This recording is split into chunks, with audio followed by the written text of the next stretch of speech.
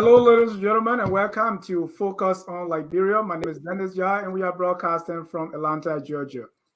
In tonight's edition, we're going to be discussing current issues in Liberia, and my guest will be coming on in a little bit of time. But first, we're going to be talking about the year of the diaspora. I have with me my guest, Dr. Clarice Kllr, and Representative Naquita Riggs to talk about that. Dr. Kllr and Representative Riggs, welcome to Focus on Liberia. Thank you. Thank you so much. All right. We've been hearing about the year of the diaspora, and you've been in preparation. So you've been invited here to tell us a little more about this event, what we should expect, and everything in between. So let me start with you. First of all, Representative Riggs, congratulations on your win. The last time you were here running the campaign, now you are the representative. We're glad to have you. Welcome again to Focus on Liberia. And I have my co-host, Danielle Nogos Kushia. Danielle, also welcome to Focus on Liberia. Thank you so much. And it's a pleasure to be here. Thank you for the audience who supported me when I was running last year. So it's a pleasure. I've just completed my first year as a Colorado State representative in the Colorado State House. So it's exciting to be here. Thank you. Thank you so much. Danielle? Yes, thanks, Dennis. I'm happy to be back. I know I've been away for a while. All right, let's get into it, and let's go to Dr. Clarice Kllr. Dr. Kllr, tell me why you're here. All right, we're here to talk about the events surrounding the year of the diaspora, and there's quite a few. We want to make sure everybody knows what's happening on which day, what to attend, on which day, all that good stuff. Get people excited about celebrating, this 200 year that's coming up. And of course, Representative Riggs is quite busy. She's got to get back to what she was doing. So I'm going to let her start. She's going to talk about the second two events, which would be Women's Empowerment Summit. And then the day after that, it would be the Investment Summit. So I know we're going to work in order. So we'll let her do those two. And then I'll go back to the 19th and talk more about all of the events. So Representative Riggs, please go ahead. Tell us about. And thank you so much. I appreciate the being here on Focus on Liberia again, and wanted to talk about two very important events coming up for the year of the diaspora. The first event is going to be a Women's Empowerment Leadership Dinner that will occur on December 19th. And at that event, we're going to have Madam Shimbori Kwayo, who is the former African Union ambassador. She will be speaking that night. Also, there will be a panel discussion with Her Excellency, Madam President Ellen Johnson Sirleaf, myself, Honorary Consul Cynthia Blanchford, and the Minister of Gender for Liberia. We will be doing, an engagement with women and people there in the audience that night. The second event that I want to talk about will be the investment conference, which will be happening on December 20th. At that event, we are going to have, again, Madam Shimbori Kwayo with her African Development Diaspora Institute, which is all about investing in different African countries and different sectors. We're going to have Samad Davis, who is an actor, director, and investor. He does a lot in renewable energy and also mining industries. We will have ministers from agriculture and from mining and from the fisheries department, people from private and public sectors, and also, nonprofit organizations who are interested in doing business in Liberia. So we are very excited to be convening such an event. And many people are coming from all over the world.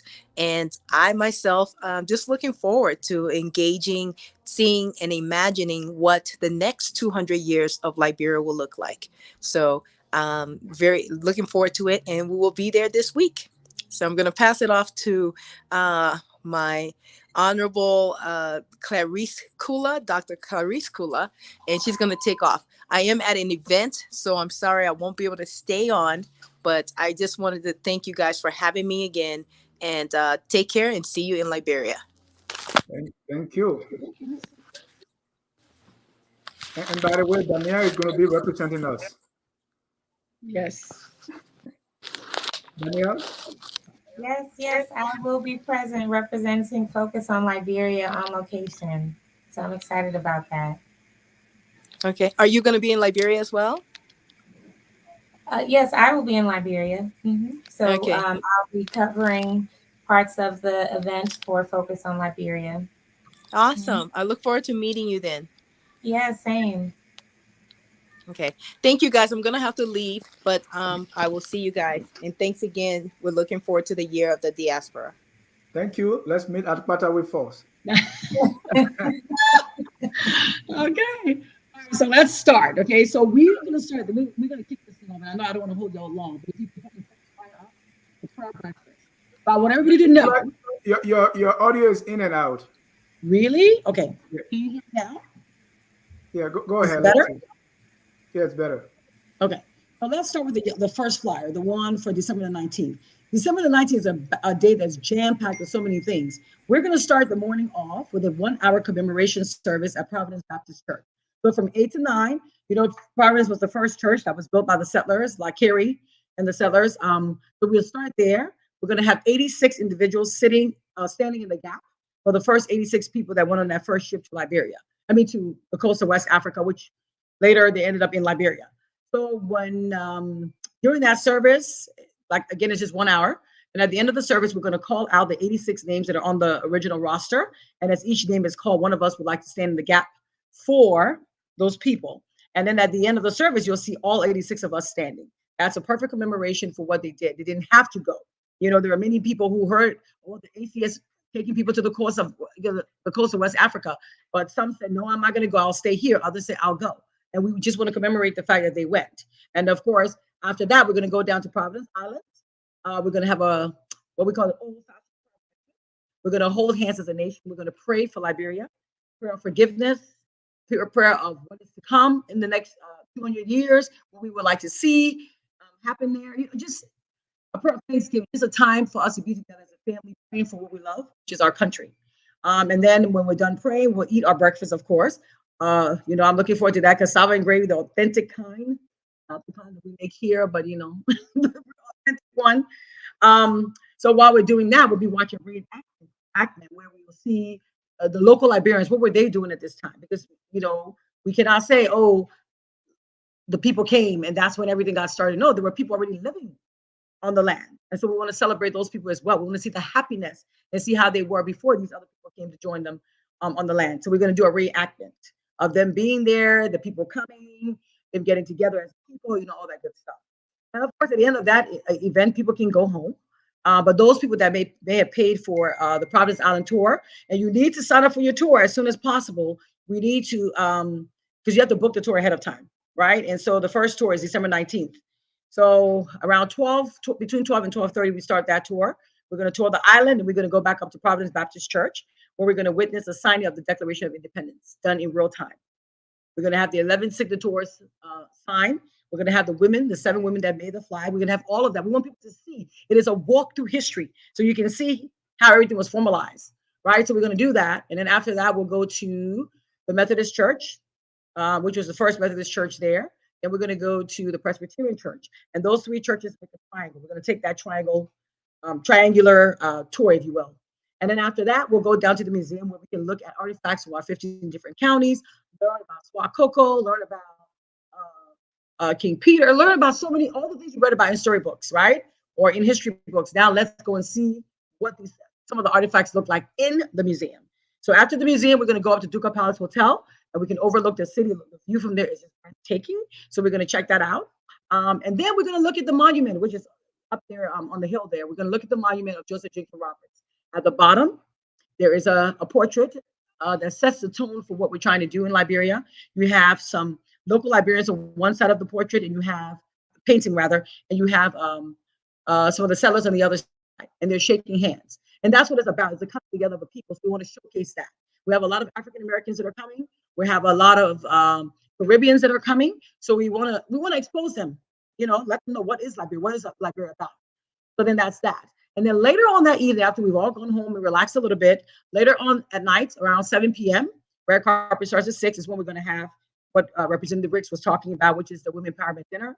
Also that same evening, there are other activities that will be going on that that we have endorsed. And one of those other activities would be something fun for the young people. It's like an idol competition that's being put on by Alex Devine. So the young people can go and hang out there.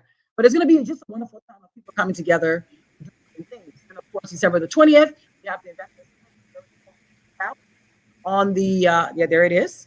We're having this at John Boyce Beach. It's very important. There's an island, a private island there. There's so many things there to see, and we're just going to sit there and talk about the different fisheries investments, the different I don't know, agriculture, tourism, all of the different facets that are open for us to discover, if you will. And then the 21st to the 24th, we have John Morris, who's going to do Runway Liberia. So that's another entity, but again, we're all underneath the same umbrella. She's one of our endorsed activities. So Runway Liberia has 4 different activities on the calendar. And the biggest event, of course, would be on the 24th, which is the fashion show itself. And then on that same December the 4th, before the fashion show in the morning, we cannot go to Liberia and not give back to our community, especially where children are concerned. So we're having a 15 county, 15 county Christmas party. D12, the musician, and 15 wonderful ladies, little princesses in Atlanta. We came together and we raised $7,500. And with that money, we intend to give every county $500. And there are people who are representing the counties, and they're supposed to cook food and let the kids have a wonderful time. The good thing is, in honor of unity, at 12 noon on Christmas Eve, every county will be having a party at the exact same time. And that's what I love. And then we will get to, interview some kids. And if it's Danielle is in Monrovia or wherever she is, she can come to where we are. And you can talk to some of the children. They can say Merry Christmas. I know Henry Costa said he'll put us in touch with some people there that can do the same thing on his show. We'll try to do the same thing with High FM, all of the different facets. If Spoon TV can come on and do the same thing, that'd be great. We want children to hear their voices as well on the radio. We want children to be happy. We want to see and hear happy faces and voices. That's what it's all about, spreading that Christmas love and that Christmas joy on Christmas Eve, rather. And then on Christmas Day, of course, we'll stay home with family and just, have a good time. On the 26th, though, I'm sorry, I skipped one thing. Let's go back to the screening of the movie Providence. So a lot of people in America have not seen Providence. We only screened it in Atlanta and we screened it in DC. So if you have not seen Providence and you're coming from Canada or any of the other states, or you're coming from the UK or Australia, and you would love to see this film, it's a historical journey about a couple of families. It talks a little bit about how Liberia was started back in the 1800s. So you get to see that. We invite everybody to come. We're doing something very special this time around because, premieres can be very expensive, putting it together. So of course you have to charge a fee. But if you look at the flyer on there, we have a fee for local people who want to watch the film as well. Maybe you don't have as much money to spend. So we did a matinee, because the matinee is usually cheaper than the evening movies anywhere you go. So we have a 4 p.m. matinee for students so that the young people, because it's a historical movie, we want people to hear about our history, we want the kids to learn about it. So we have a student fee that they can come, at 4 p.m. and watch the movie. And then in the evening, of course, you'll have the big red carpet event where you pay a little bit more money. One of the things I'm excited about is that we're going to be talking as a panel discussion about bridging the gap between Africans and African Americans. You have to start from somewhere. If there's a disconnect, you want to fix it, you have to have a dialogue. So we're going to have that dialogue on that evening. Start talking about, what are some things that we see with each other? What's going on, basically. So we're going to do that. And then, of course, on the 26th, which is the ball. Please put that up. This is the ball. We're very excited about the ball. We're going to honor somebody very special at the ball. I'm not saying who it is right now, but we're going to honor somebody very special at this ball. And we invite everybody to come out and support. It's going to be an evening of cultural. I'm talking cultural extravaganza. We've got that place decorated like Coming to America and then some. It's going to be just really, really nice. When you first enter, you'll see the table set up with the 15 counties. I encourage you to go up to the tables and read about our counties, read about the people of those regions, read about the different tribes that are in those areas. You get to taste one dish from each of those counties. So maybe maybe they'll do some tawagi, maybe for they'll do some pabara. I don't know, but you get to come up and you can taste. It's just a taste test, And then later on, we go into the main course. You get to have the main food. We go into into the ballroom. So that's this heritage costume ball. You can wear costumes from the 1800s. My gown is definitely from the 1800s. Or you can wear whatever you want. Is up to you. So let's go to the next one. On the 27th, we've got my crazy buddy, Michael Blackson. Michael was raised in Liberia. He left, I think, during the time of the Civil War, when we were off running. Anyways, so he's coming back to make us laugh, and it's going to be just a fun evening, and we're looking forward to having him welcome him home back home to for this bicentennial that we're preparing for. And on the 28th, which is our next flyer, the 28th is the old-fashioned reunion. We're going to be up at Wookie Farms. If you notice, we're moving all around because Liberia is not just Monrovia. We got to get out of the city. We got to go to other places. So we're going to farms. The kids can do horseback riding. The kids we'll have a storyteller that can tell them some stories, like how Spider got his why the spider's waist is so small, those kinds of fun stories. So we're trying to do all of those things so the kids can have the experiences that we had growing up in Liberia. Because I know my kids have never had that before. This will be the first time having this kind of an experience. And it also is a time for us to get to reunite with some cousins that we didn't know we had. We didn't know, existed. We could meet some of them at this reunion. You never know. That's why it's a reunion. We'll put some meat on the grill. Who knows? Whatever dance is popular in Liberia right now. Just fun things. It's like a family day, so to speak. All right. And so the next slide. This is the one I was talking about with the Christmas party. So we really, really encourage people to come out and support this. When you come to Liberia, you can just check in and we'll let you know like where in each town the little Christmas party is going to be happening. We'll probably announce it on the radio. People can go to that area and just put it out to have a good time because that's what it's all about. So in a nutshell, that is what we'll be doing in Liberia. We do have a beach day at Libasa on, I believe, the 29th. There's not a flyer for that yet. They're hosting it. So any events I'm telling you that we don't have the flyer for is being hosted by someone else, like Runway Liberia is being hosted by John Morris. The Idol competition is being hosted by Alex Devine. The Beach Day at Libasa, of course, being hosted by Libasa. Hester Baker is going to do something in Bassa on New Year's Eve, which is going to be like an all-white party kind of thing. So a lot of different entities are doing different things. I also know Libasa is having several things. Christmas Eve, I think they do Christmas Day. They have like a little Christmas party for people to come and just enjoy yourself, like a dinner. So there are a lot of activities. What about the tours? Okay, and then the tours, of course. So for the tours, the first tour that we're doing is on December the 19th, which is Providence Island, around 12 noon. The second tour, I believe, is the 21st, which is going to be Robertsport. I'm looking forward to that one. The third one is on the 22nd, which is in Grand Bassa. And in Grand Bassa, we're going to go to Edina and Buchanan. So we'll visit those two cities. And Patawi Waterfall on December the 30th. And the key thing is, all of the tours, we have to meet at 5 a.m. because you know the traffic in Liberia.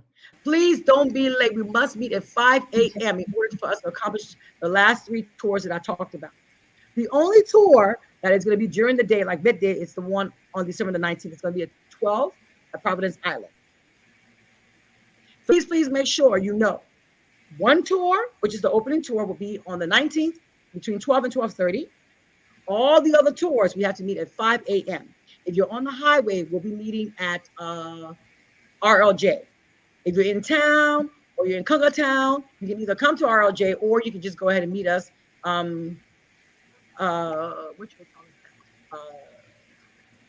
Amin's place. The hotel is called Bella Casa. So those are your two locations. Bella Casa, for people who are in town, you can meet there.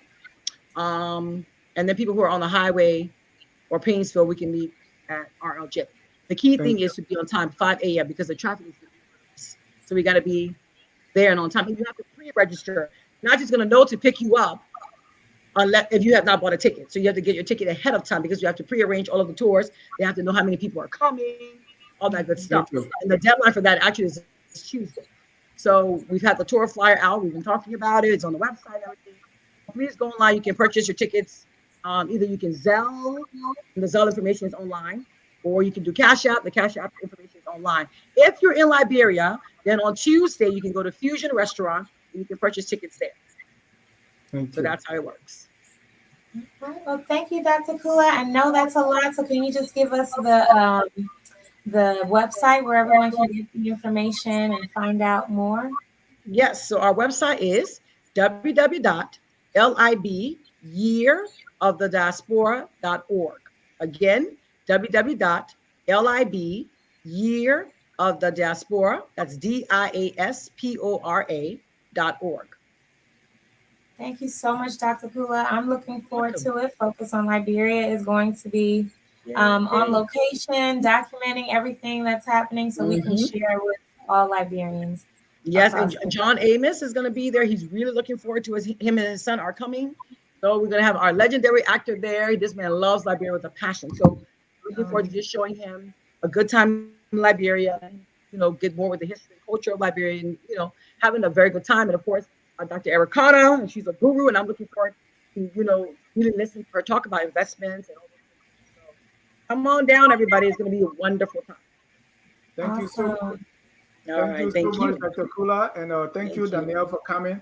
At this time, we're going to take leave of Dr. Cllr and Danielle, so we can begin our next show, which is on current issues. So after the break, when we come back, we're going to have our guests discussing current issues in Liberia. But again, thank you, Dr. Cllr and your team, and we all look forward to the year of the diaspora. Stay tuned. Thank you. At Focus on Liberia, we discuss everything Liberia, from education to politics, arts and culture, entertainment, agriculture, history, religion, family, and technology.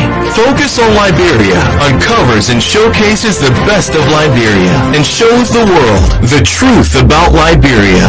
We educate, elevate, and promote all things Liberia. We conduct interviews, panel discussions, debates, and more. Tune in to Focus on Liberia on Facebook and YouTube and be a part of the stories that make up the news. This is Focus on Liberia, and I am Dennis Jah. Hello, ladies and gentlemen, and welcome to Focus on Liberia. My name is Dennis Jah, and we are broadcasting from Atlanta, Georgia.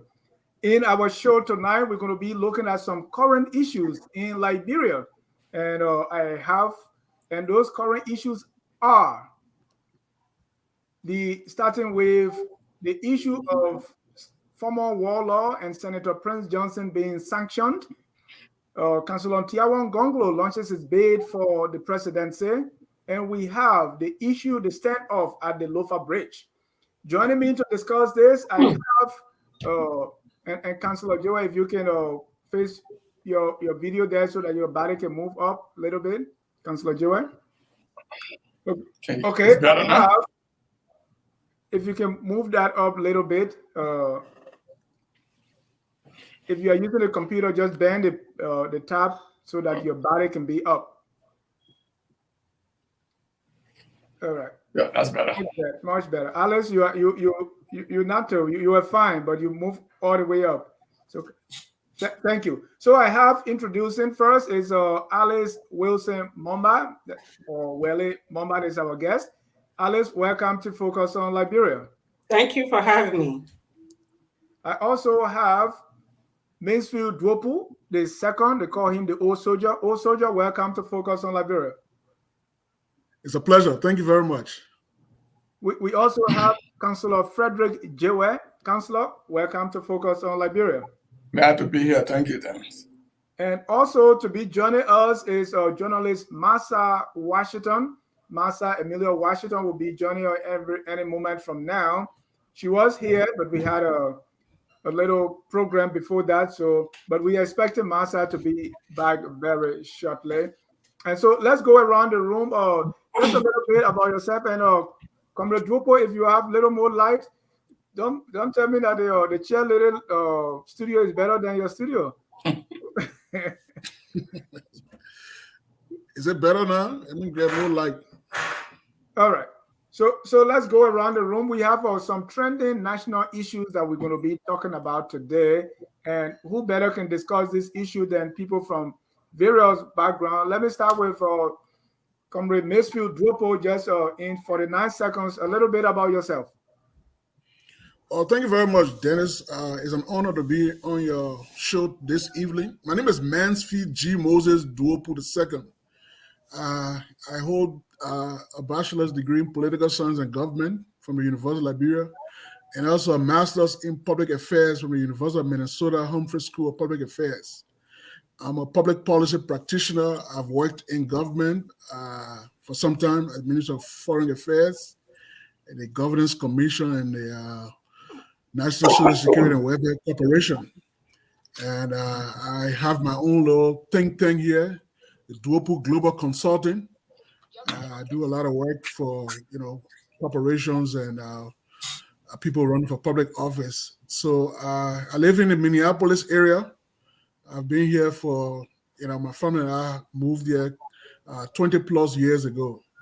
Thank you. I'm honored to be here, and I'm glad to be with the other guests. Thank you very much. Thank you. By the way, Mr. Mansfield G. Moses Duopo II is the husband of the current CDC USA chairperson, Mrs. Constance Swain Duopo, who is the CDC chairlady. Let's go to Alice Wele Momba. Alice, just for 49 seconds, don't take too long, like Mansfield. A little bit about yourself before we start. Okay. Well, I am a community leader. I hold BA in sociology. Get ready to talk now. I'm going to talk. I'll call you back when I get over. I am a fiction writer. I also am a nurse, working in a home health industry. I am an advocate, and basically, I love, talking about Liberia. Okay. Thank you so much. Let me welcome Ms. Massa Washington, who's joining us, journalist, and also, Massa, former commissioner of the Truth and Reconciliation Commission. Massa, welcome to Focus on Liberia. Thank you, Dennis. Thank you so much for the opportunity to once again be a part of your show. Thank you. Thank you. Last but not the least, I have Councillor Frederick Jewe. Frederick, Councillor Jewe, a little bit about yourself in 30 seconds, sir. My name is Councillor Frederick A.B. Jewe. I am a Liberian lawyer.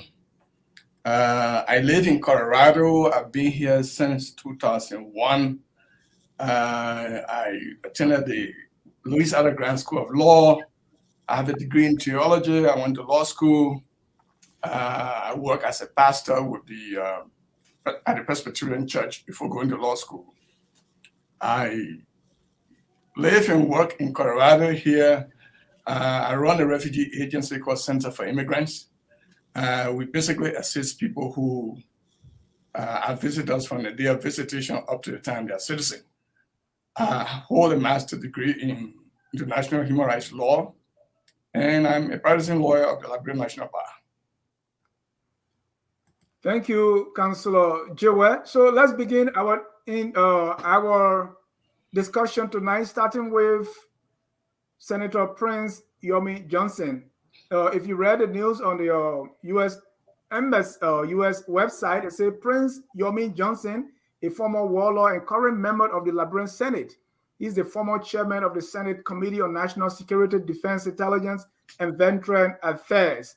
And this indictment, or he has been sanctioned by the U.S. Treasury for corruption and all kinds of things. As most of us read the report. So let me start with Comrade Mansfield Duopo, the government guy. Comrade Duopo, give us a little rundown of what Prince Johnson is being sanctioned for, if you don't mind. Well, I don't know. When you say the government guy, I don't know what you're talking about. I don't know. You said a government. Are you saying that somebody who has some knowledge in government? Yeah, you said a government. Not a government spokesman. No, not the government. Anyway, okay, aside from that, I think, okay, yeah, definitely. I think, many of you read, what was some circular from the U.S. Treasury Department about sanctioning Prince Johnson. So what really came to my mind was that, it has been, I don't know how many years since the war, more than 30 years. Prince Johnson himself I don't think he has ever bothered to come to America because, he knows that he wouldn't have any reason to come here because, other people who participated in the war, there was some sanction, but recently that he has been sanctioned and for participating in for many other reasons, like selling votes and buying votes and, tilting the scale and all that stuff.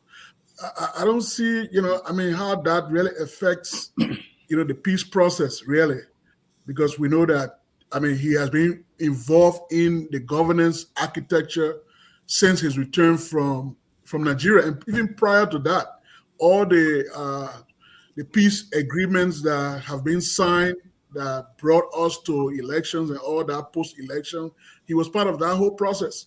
And I think the Americans kind of acquiesced to his involvement in that process to bring, peace to the country. So recently I saw that circular, I was kind of taken aback, how will you, bring up about this again, it listed a whole laundry of it was a whole laundry list of things that he was accused of.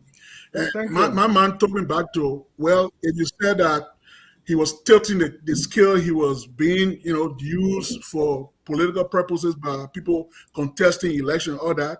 So why are you just sanctioning him? They'll all be two persons in some kind of cahoot. So why would you sanction? Hold your thought there. Let me just bring the rest of our listeners to speed.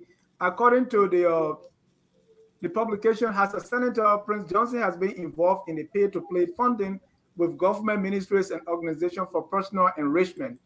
As part of the scheme, upon receiving funding from the government of Liberia, the involved government ministries and organizations launder a portion of the funding for return to the involved participants. It continues, the pay-to-play funding scheme involved millions of US dollars. Johnson has also offered the sale of votes in multiple Liberian elections in exchange for money. Let me go to Alice. Alice, this was the indictment or the charge against Prince Johnson. Those were the charges levied by the U.S. Treasury. What's your reaction? Well, I think the decision is in the right direction. It doesn't matter how long it takes. The records are there. All right. So whether he comes to the United States or not, the fact that he's on record for being sanctioned, that alone is enough for people to know that, he's being held accountable for whatever he's doing.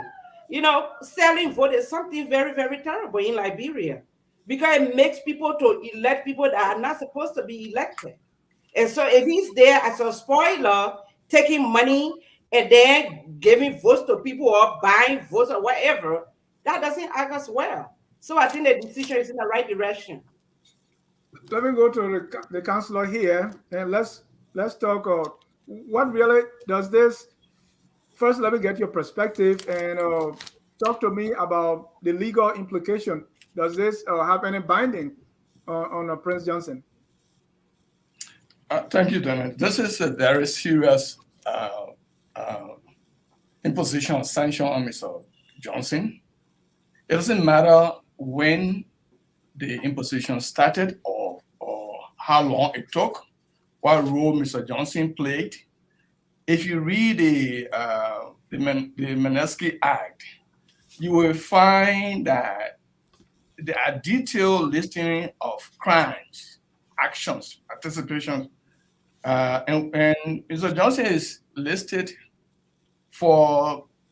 he considered as an agent for pay to play, and naming government ministries, money laundering, his involvement in being paid for providing some sort of intelligence to government, I guess starting with the Ellen Johnson government up to this point.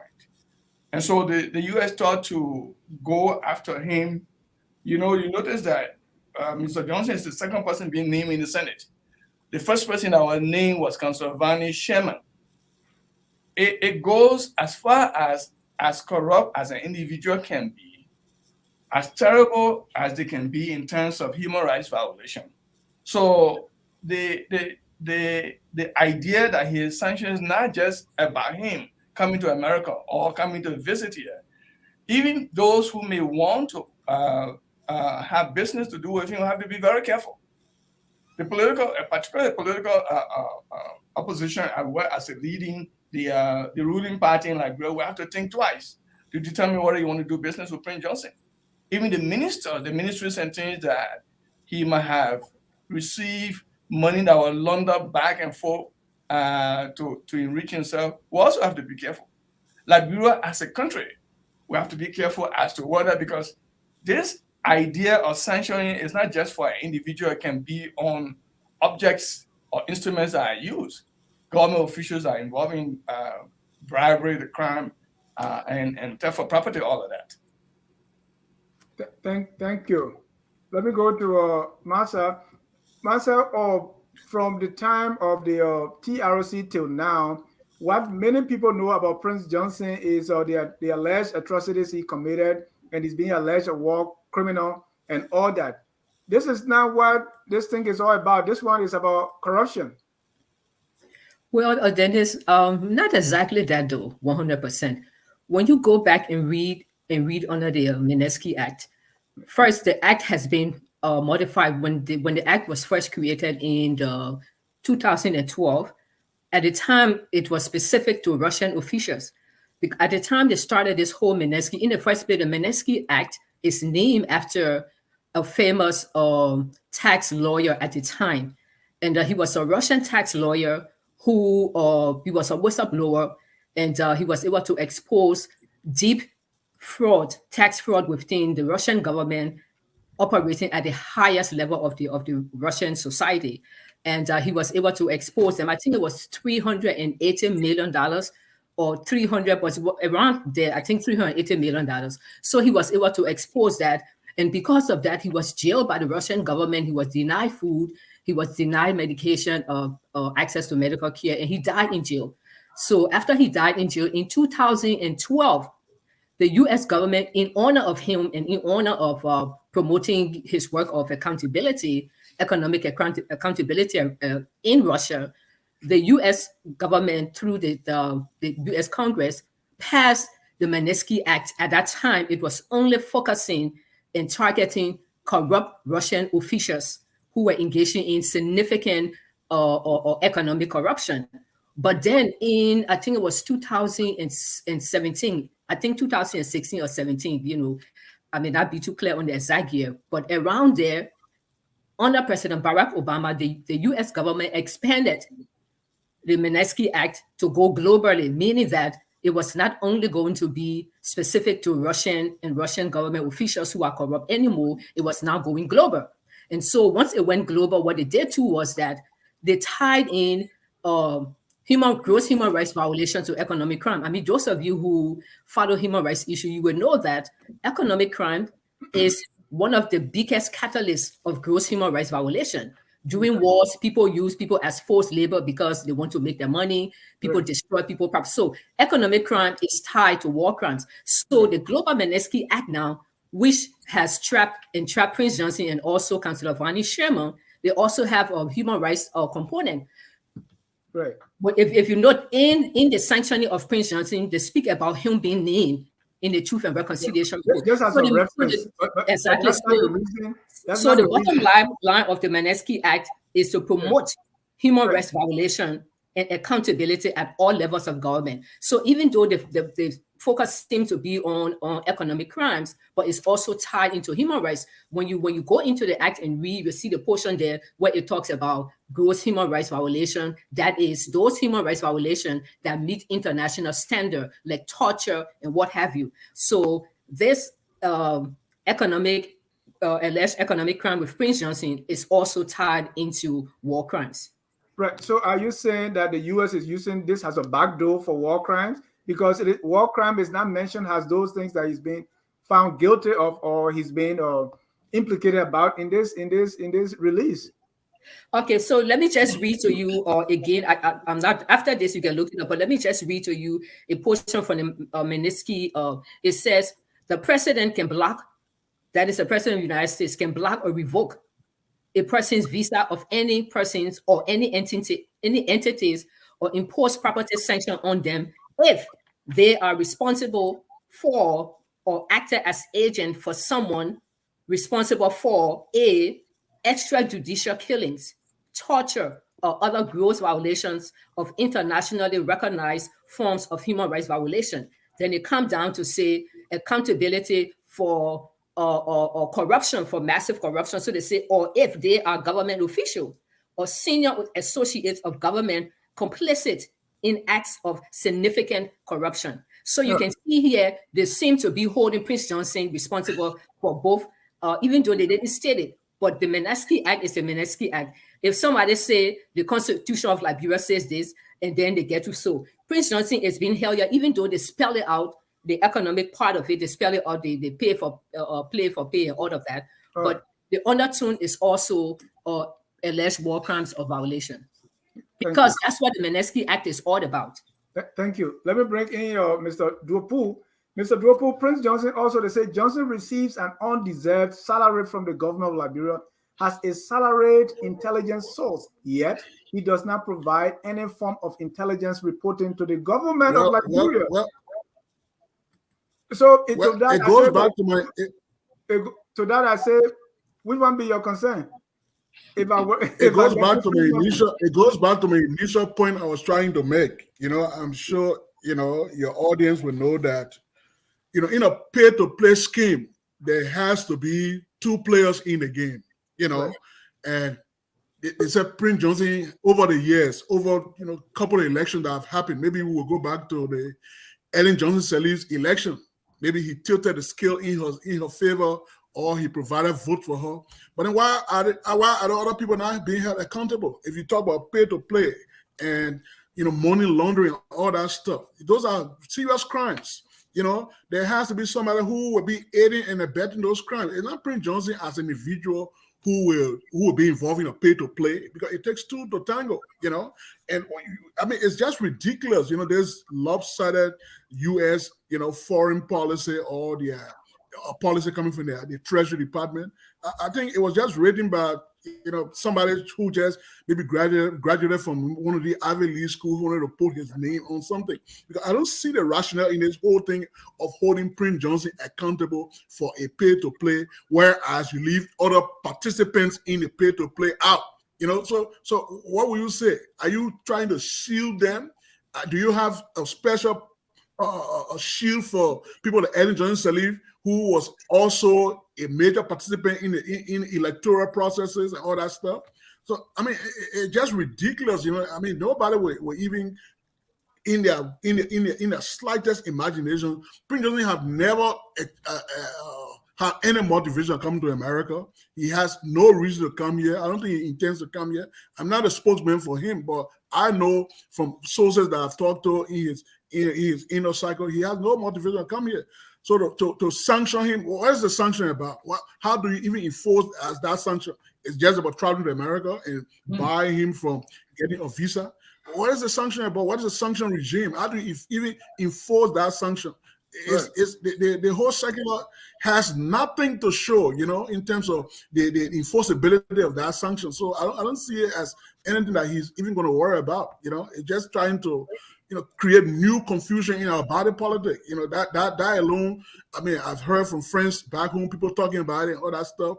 What the Americans have said, they have been involved in the peace process. They know how they have been involved with Prince Johnson over the time. We know how, even how President Doe was captured and killed. The communication between they and Prince Johnson, maybe he has a lot to say about that transaction, all that stuff. So we shouldn't just bother ourselves. We are moving forward with the peace process. Our country is engaged with having, some semblance of peace. Even the Truth and Reconciliation report that came out, Ellen Johnson Sirleaf was even barred from taking part in the elections. What did they do? They failed in a way that she took part, right? And Maza can speak to that. Their own report said Ellen was not, so she was barred from political activities. But what did the Americans themselves do? They circumvented the whole process, and she became president for 12 years, gave her all the accolades and all that stuff. So, I mean, I don't put too much promise in what the Americans say, I mean, maybe other people have other, some stuff to say about that, but I don't see that as anything that should worry anybody in Prince Johnson's cycle. Alex, Mr. Drupo had a point here. Two things here. We say the first one is pay to play. So if you're paying, it's someone that you are paying, right? We also see that is involved in money laundering with your government ministries and organizations. Those ministries are not mentioned, and there are people that are taking part in this money laundering. Pay to play, meaning you paying to play, and he offered the sale of votes in multiple, and we can see that it was clear in 2005, 2011, and also 2017.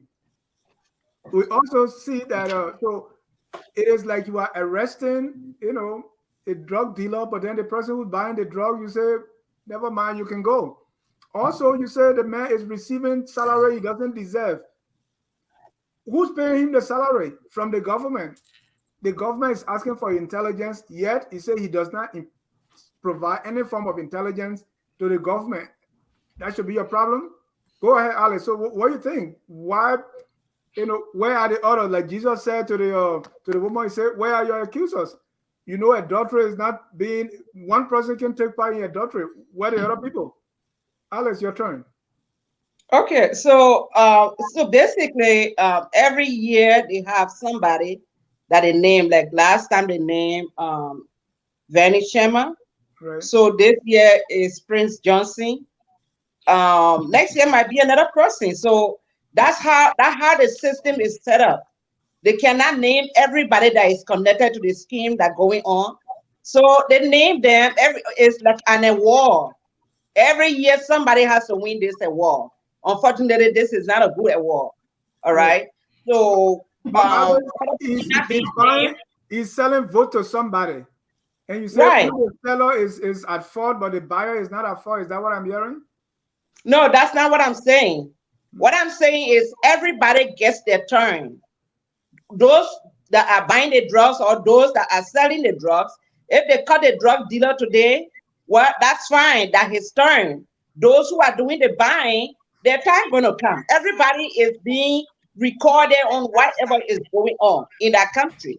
So calling Prince Johnson now doesn't mean that there are not other people involved in the whole process that is going on that killing our country.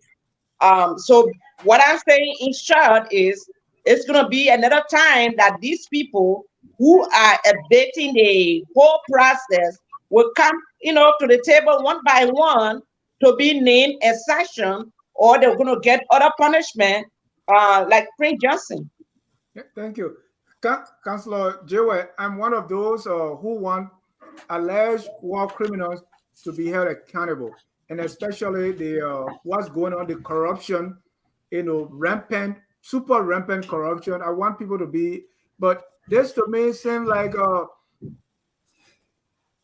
it's not fair. It seems to me like this is not serious. Again, in the analogy, two people are participating in drug, and then you are saying only the seller is at fault. We still do not know whether the U.S. intend to only sanction Prince Johnson. Well, it been how long now? 30 years? Well, the thing is, there is no statute of limitation right to the violation of the crimes that were named. Very clear. There's no statute of limitation. For example, the Magnitsky Act is divided into two parts. One has to do with economic sanction, where access can be blocked, prohibitions can be placed on an individual or even the objects used to commit a crime. Then the next aspect of it has to do with the issue of visa restriction. And what is interesting is that the fact that Prince Johnson is named today, there is no assurance that people in the Ellen Johnson Sirleaf government will not be named. Right. Because there's no statute or limitation to govern who is named and who can be prosecuted. This is different from a Liberian situation where we think that once it didn't happen at the time, it wouldn't happen at all. Who are those government ministries that are paying Prince Johnson money? Exactly. Are they going to be left off the hook? What's your Are they going to be named next? Are they going to be prosecuted? Are they going to be denied visa? Are the accounts going to be frozen? We just still don't know. It doesn't mean that it will not happen. So that. But what's your gut feeling? This is not today. Prince Johnson started selling votes from 2005. Yeah, it doesn't look. Both the U.S. destination and the Liberian activity. Look, if you look at the Liberian criminal law, section 12.50 to 12.52, you will find that the buying and selling of vote is a crime. Right. But what our president do, they selectively choose what they can prosecute. The law cannot prosecute. The law. But in the same vein, the U.S. government is saying, now look, this is a little bit too much. Those who are involved in money laundering. How does one buy and sell vote? In fact, how does it work? How does it work? Because I think the only thing Prince Johnson does is that, I mean, like Ellen or Weir or whoever is running, he says, I'm from Nima, I got a clout, the people listen to me, they respect me, I can take you there, hold your hand, and you can win Nima. So where's the sales and buying of the vote in that whole process? Right. People endorse people work for people's campaign, they campaign for you, they take you where they are familiar, where people respect them, and you win that particular county or whatever area that is that buying and selling a vote? I don't see it that way. So the buying and selling of vote, just one aspect of the sanction. There is receiving money to provide intelligence for the government that Prince Johnson has been receiving. Beyond that, the act refers to anyone who is responsible for extrajudicial killings. That's part of the act. But that's not why. It wasn't even alleged in the recent, because we got other issues to discuss. So Councillor Jewe, the caption for this thing, and let me go to the caption for this is corruption in Liberia, right? Mm-hmm. Prince Johnson. When we talk of corruption in Liberia, who are the people that are supposed to be under that headline? Is that Prince Johnson? Look at our. Dennis, can I say something? So bribery does not take for 30 seconds, and I come to you, Masa. So bribery does not take place except someone offers the bribe. Exactly. But what I'm saying is that the fact that Prince Johnson is named today, that is not the end of the show. All right. Those who are involved in the bribery at the Senate, those who are involved with the bribery from the executive branch of government, the ministries that receive money and launder it back for Prince Johnson to get paid, and under the pretext that he maintaining national peace and security, those people may be named tomorrow. You don't know. All right. And the U.S. can begin to deny, without even naming them, the U.S. can begin to deny them visa. Thank you. The U.S. also could influence the Liberian government to start freezing people's accounts. Ask Councillor Vanish Hemon. Is his office still existing? Ask what happened to his money. Dennis? He used some of the money that someone used to have. Ask what is it? Thank you. And Masa, before you come in, let me play a short clip from Senator Prince Johnson. The TRC boss say I'm a notorious war criminal. According to the TRC, am I truly a war criminal? Have I been declared as such by the competent court? No. If the TRC was a book to be believed, the Election Commission will not give me accreditation to run. The Liberian Senate or different tribes, different representations will not elect me on web ballot to represent Liberia in the ECOWAS Parliament as the third deputy speaker. Okay? So the point you're making us, the Honorable Larry Yonkwe, I understand when he's passing now, he passed the order because he can't do what I did. It's shame. Shame. You know? So, Senator Johnson, why are you moved whenever the name TRC War Crimes Code is moved? No, I'm not moved because most often you talk about it. You know why I talk about it? No. You have people in the law house who read the law upside down. Do you know the Constitution had never been taught? I'm 67, had never been taught in the Republic. In school, no. So you got more lawmakers who are bobo, who say they go to school but they don't read. Now, first thing, the TRC was never a court. What the TRC?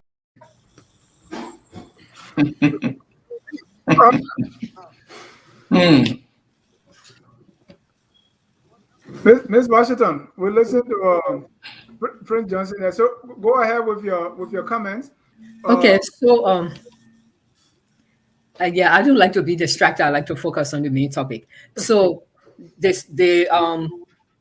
in short, the Magnitsky Act is also known as the Rule of Law Accountability Act. And you know, the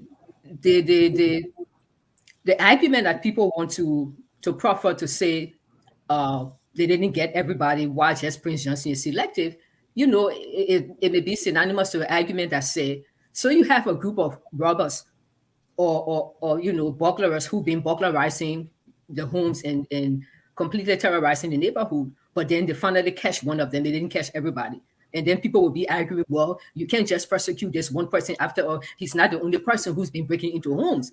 There's several persons who've been breaking into homes. So until you can catch all of them and apply justice to all of them, or, you know, it's not the right thing. I think is, you know, again, people have the right to their opinion and have the right to their perspective and what they feel. But even at the end of Nazi Germany, where you had all of the major world powers, all of the allies coming together, they were not able to name and apprehend every single Nazi officer, even at higher ranks, and even the, you know, low-ranking Nazis who were actually escorting people to the gas chamber.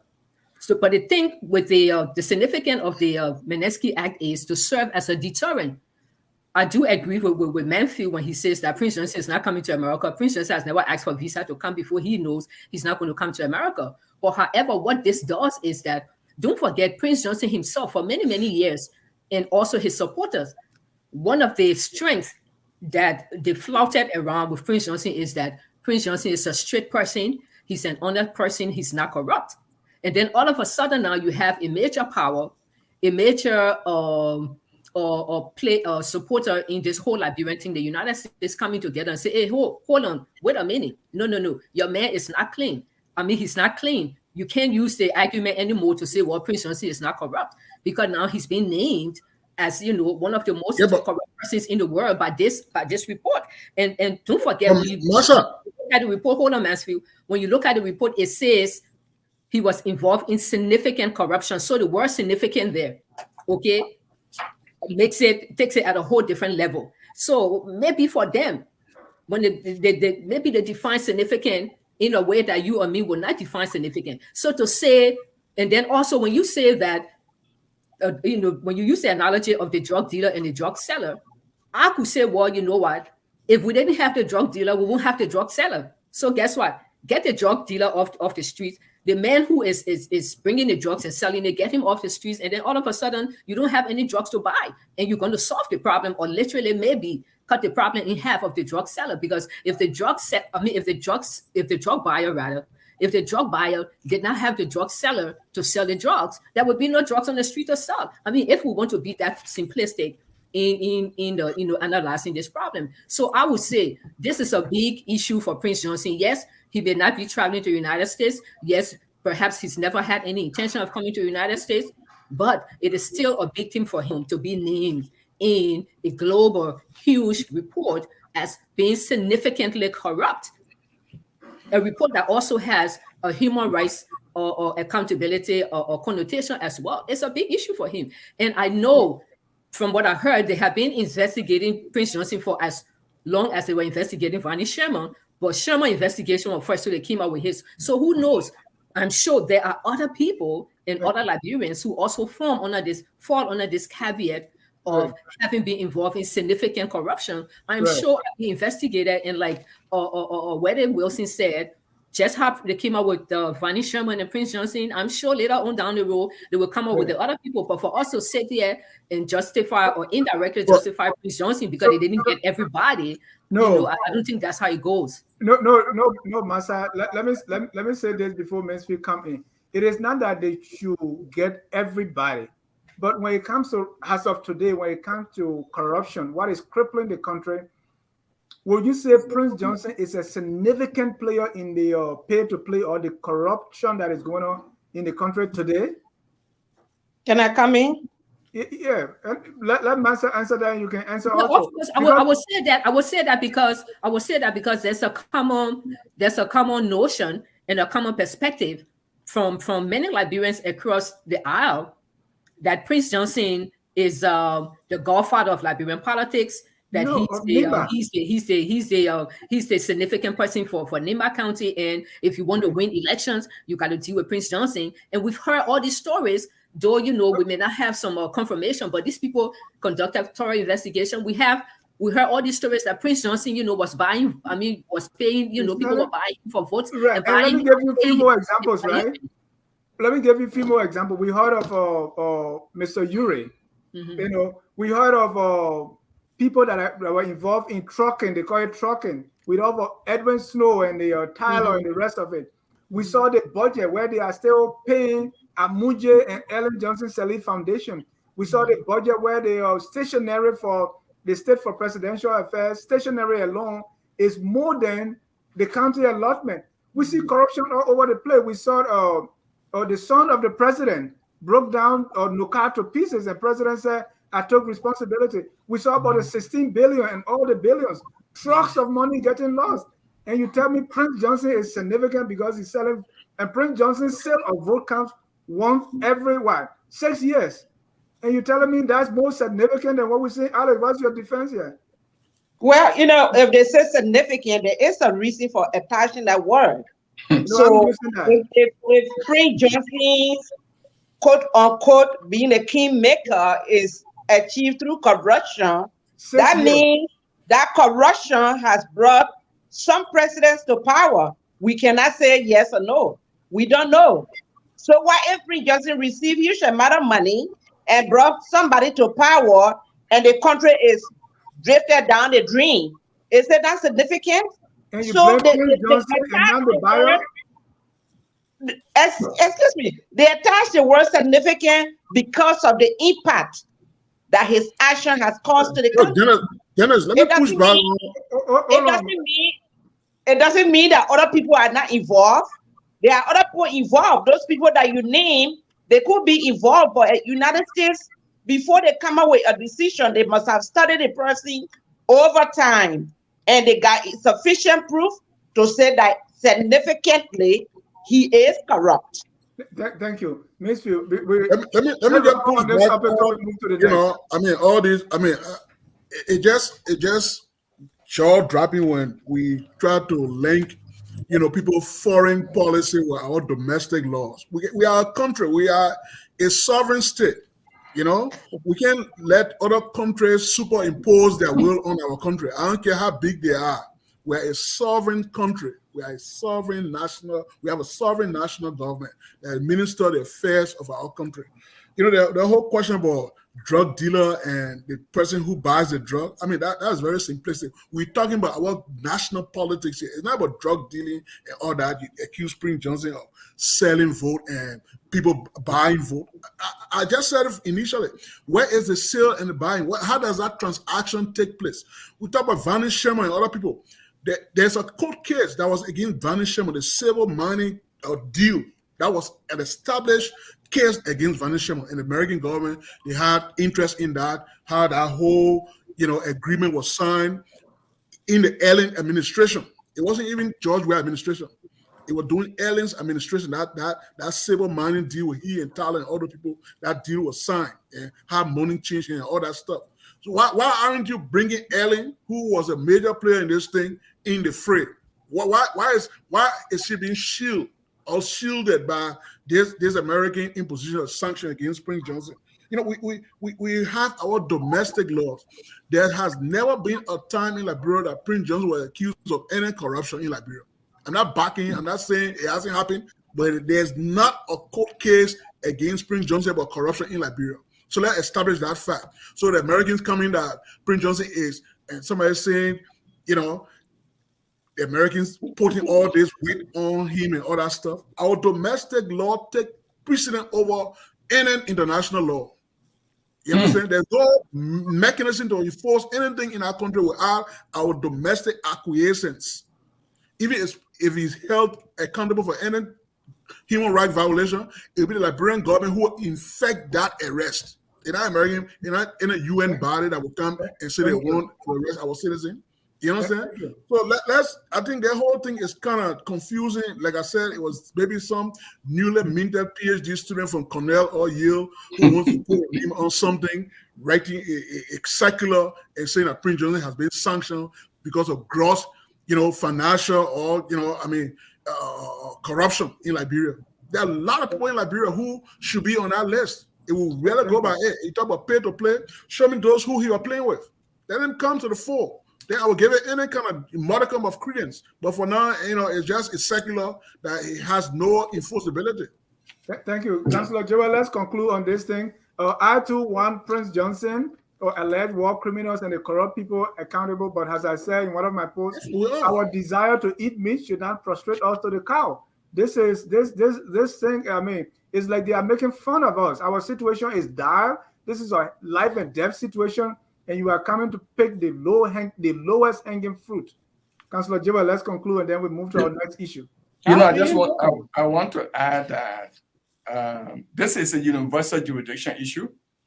Absolutely. This is where the international community, no matter how far you are, can be arrested, indicted, prosecuted, and confined. So the idea of our law being higher than the international law, that's not true. What is true is that Mr. Johnson has been named. Mind you, the government that you're talking about that should prosecute people are selectively prosecuting people, are choosing cases that they want to prosecute. So if the U.S. government has investigated sufficiently and established that Mr. Johnson is to be sanctioned, mind you, Mr. Johnson may have money in the banks in Liberia. As long as the Liberian government or the banks in Liberia transacting business with the U.S., Mr. Johnson money is in the trouble. So he doesn't need to travel here. Those who want to run and win Nima County in 2023 better start running away from Prince Johnson. That's a simple matter as that. Both the opposition as well as the government. The other thing that we don't know is that they are saying there is a pay to play. Suppose you hear tomorrow your finance minister is named. Are you going to be complaining that they didn't name a deputy finance minister?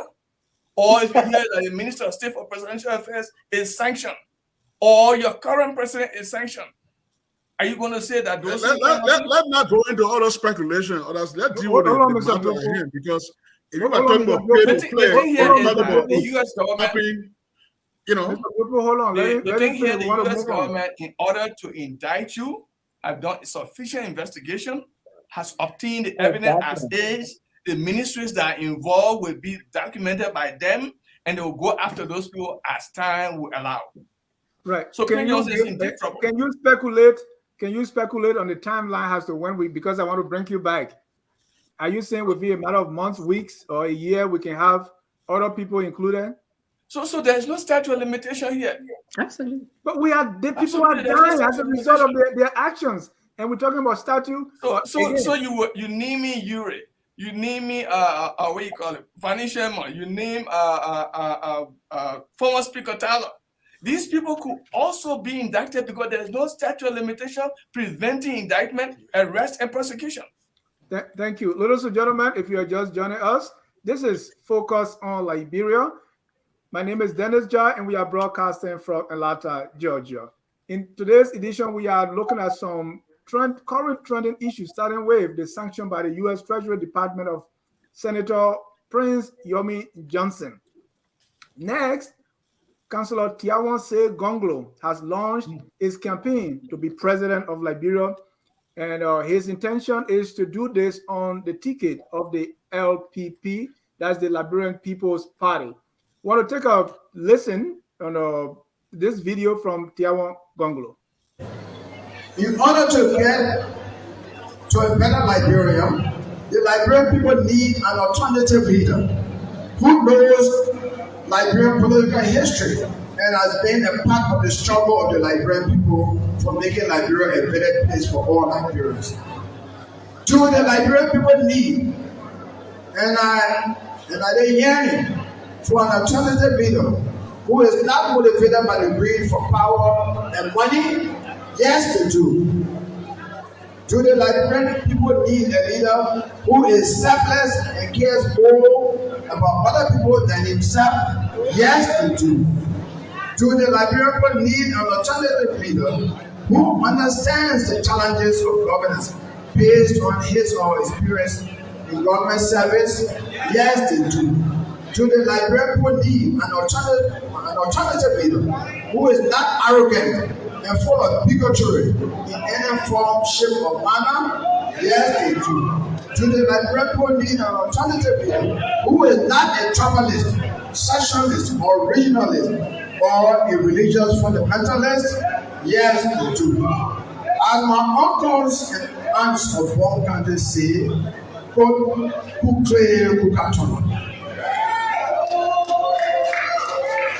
we are all one people. One indication of our oneness as a people is the fact that all tribes in Liberia use the word Ke. Ke, which means but in every Liberian language. The manner is Ke, but Gio Ke, Crew Ke, Bandi Ke, Loma Ke, Madingo Ke, all of the languages. We are one people. The Liberian people need an alternative leader who does not say one thing and does something different. Thank you. That was Councillor Tiawon say Gongloe launching his presidential bid. Let me start with Mr. Duopo. What's your reaction? Well, I think he's a Liberian. He has a right to aspire for any public office. Just for full disclosure, I support George Weah, and I think George Weah is going to be re-elected. So, Tiawon's coming in the race. Is another, good thing for our democracy. It's very good. We have a democracy that is growing. Is developing, and I think once we adhere with by all the tenets of democratic culture, free expression, free association, all those things that make a democracy functional, I think it's a good thing. So I see his coming as a fresh air. I know he's been in the trenches for a long time. I know him very personally, as a senior brother. But, I think George Weah is going to win re-election. So I would just want to listen to does the coming in of Councillor Gongloe change the dynamics? Because there was a lot of pressure on the CPP. So since the CPP started having crisis, will you say that he's going to be, does that bring any new dynamics? Does that change any dynamics when it comes to? Well, I don't want to. I'm a keen observer of the political process, and the CPP itself is going through its own. There's a lot of friction here and there. People splinter all around and all that stuff. So Tiawon's coming. I don't know if he's going to be a part of it, but I heard he's going to be a standard bearer for the Liberia People's Party. I don't know the last time that party fielded a candidate. So, a lot to be seen, so we got to wait and see, I tell you, a member of the UPP or the Liberian People Party, how are you doing supporting President Weah? You change? Well, I support President Weah. I'm a member of the Congress for Democratic Change. You're no longer a member of the United People's Party? I was never a member of the United People's Party. My father was, but I wasn't a member. Okay, so full disclosure, where have you been standing? In terms of what? Political party affiliation. CDC was the only first party I've ever joined. I worked for early 1997. Full disclosure, I worked for a campaign in Nimba as the deputy campaign manager in 1997. So my father was member of the United People's Party. Then later on, I think 1985, he was member of the Liberia Action Party. So that's his own history. That's your father, not you. No.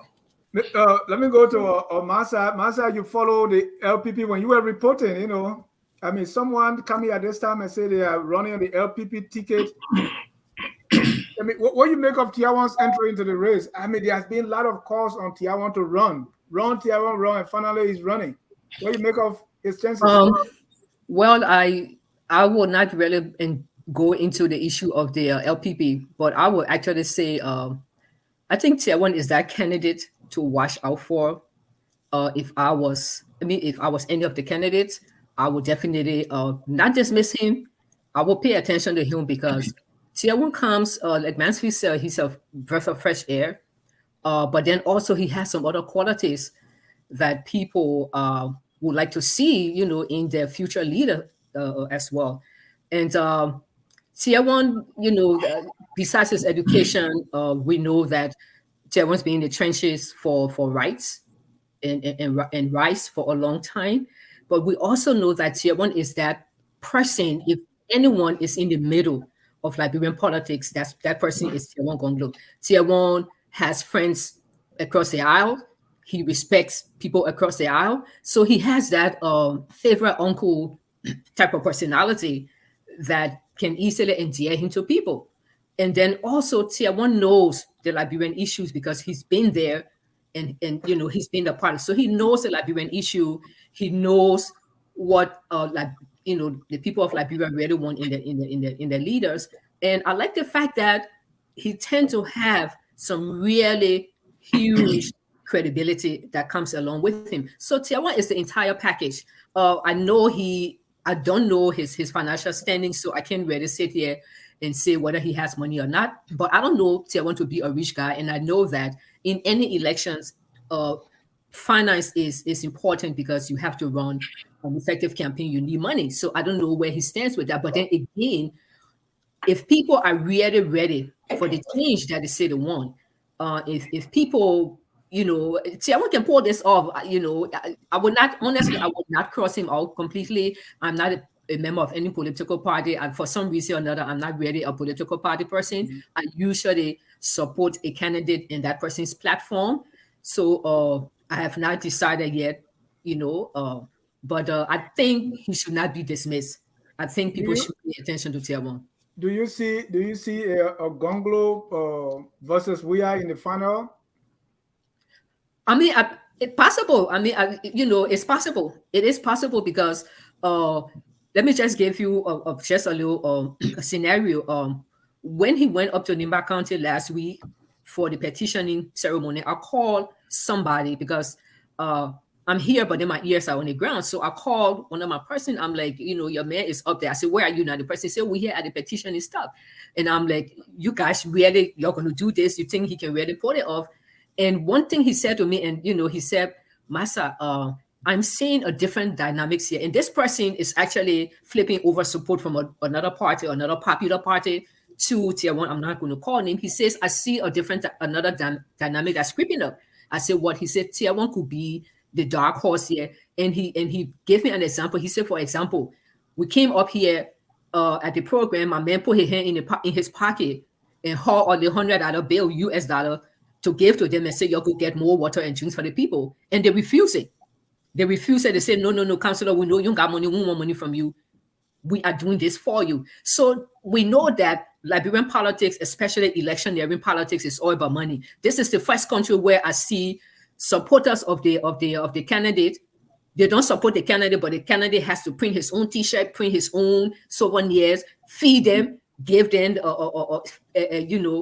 transportation, rent buses, and all of that. In other countries like this, United States, it is the partisans who actually raise funding and they do all these things to support a candidate. So even though that may seem like a smaller example, but for me, I think it's significant in terms of the changing mindsets and the changing attitude. So if this is going to be the overwhelming behavior and attitude of people who want to support his campaign, then I think the factor of finance here would not be as significant. But I think, I think if he opposes all the stops, and I think he stands a chance. I think he can go. I think he can. It's possible he could go for a run-up where we are, because I don't see any of them, snatching this, the 50+1% from George. I don't see it. We is still formidable. I mean, let's give it to him. He is still formidable. But hey, anything is possible.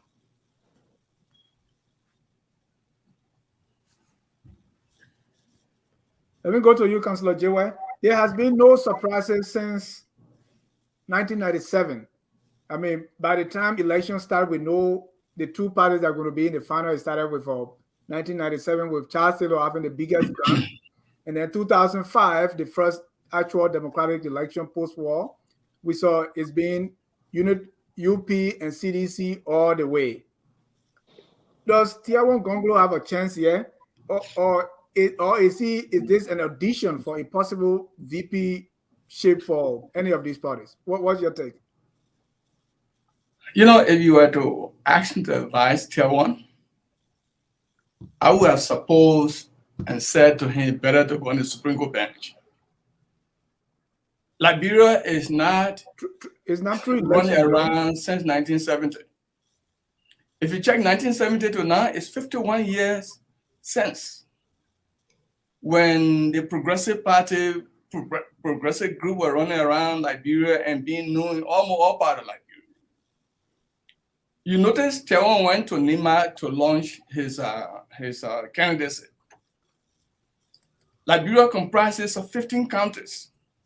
So gathering little crowd in Nima County and considering that is significant to be a presidential candidate is for me surprising. I would think that if the opposition wants to beat President Weah, there has to be a single opposition bloc. And I think in that bloc, Tiawon can have a role to play. I do not see where Tiawon going out and being able to run in the final analysis with President Weah. I don't see that. I would think that the opposition need to put its house into order. And you know have that's not a going to single happen. presidential candidate, have a real support in the counties. We're talking about Maryland, we're talking about Grand Gila, we're talking about Grand Bassa, Sano, Grand Cru, all of these counties, not much radical. So people who knew Tiawon 41 years ago as a top politician in Liberia, they don't exist now or they have died.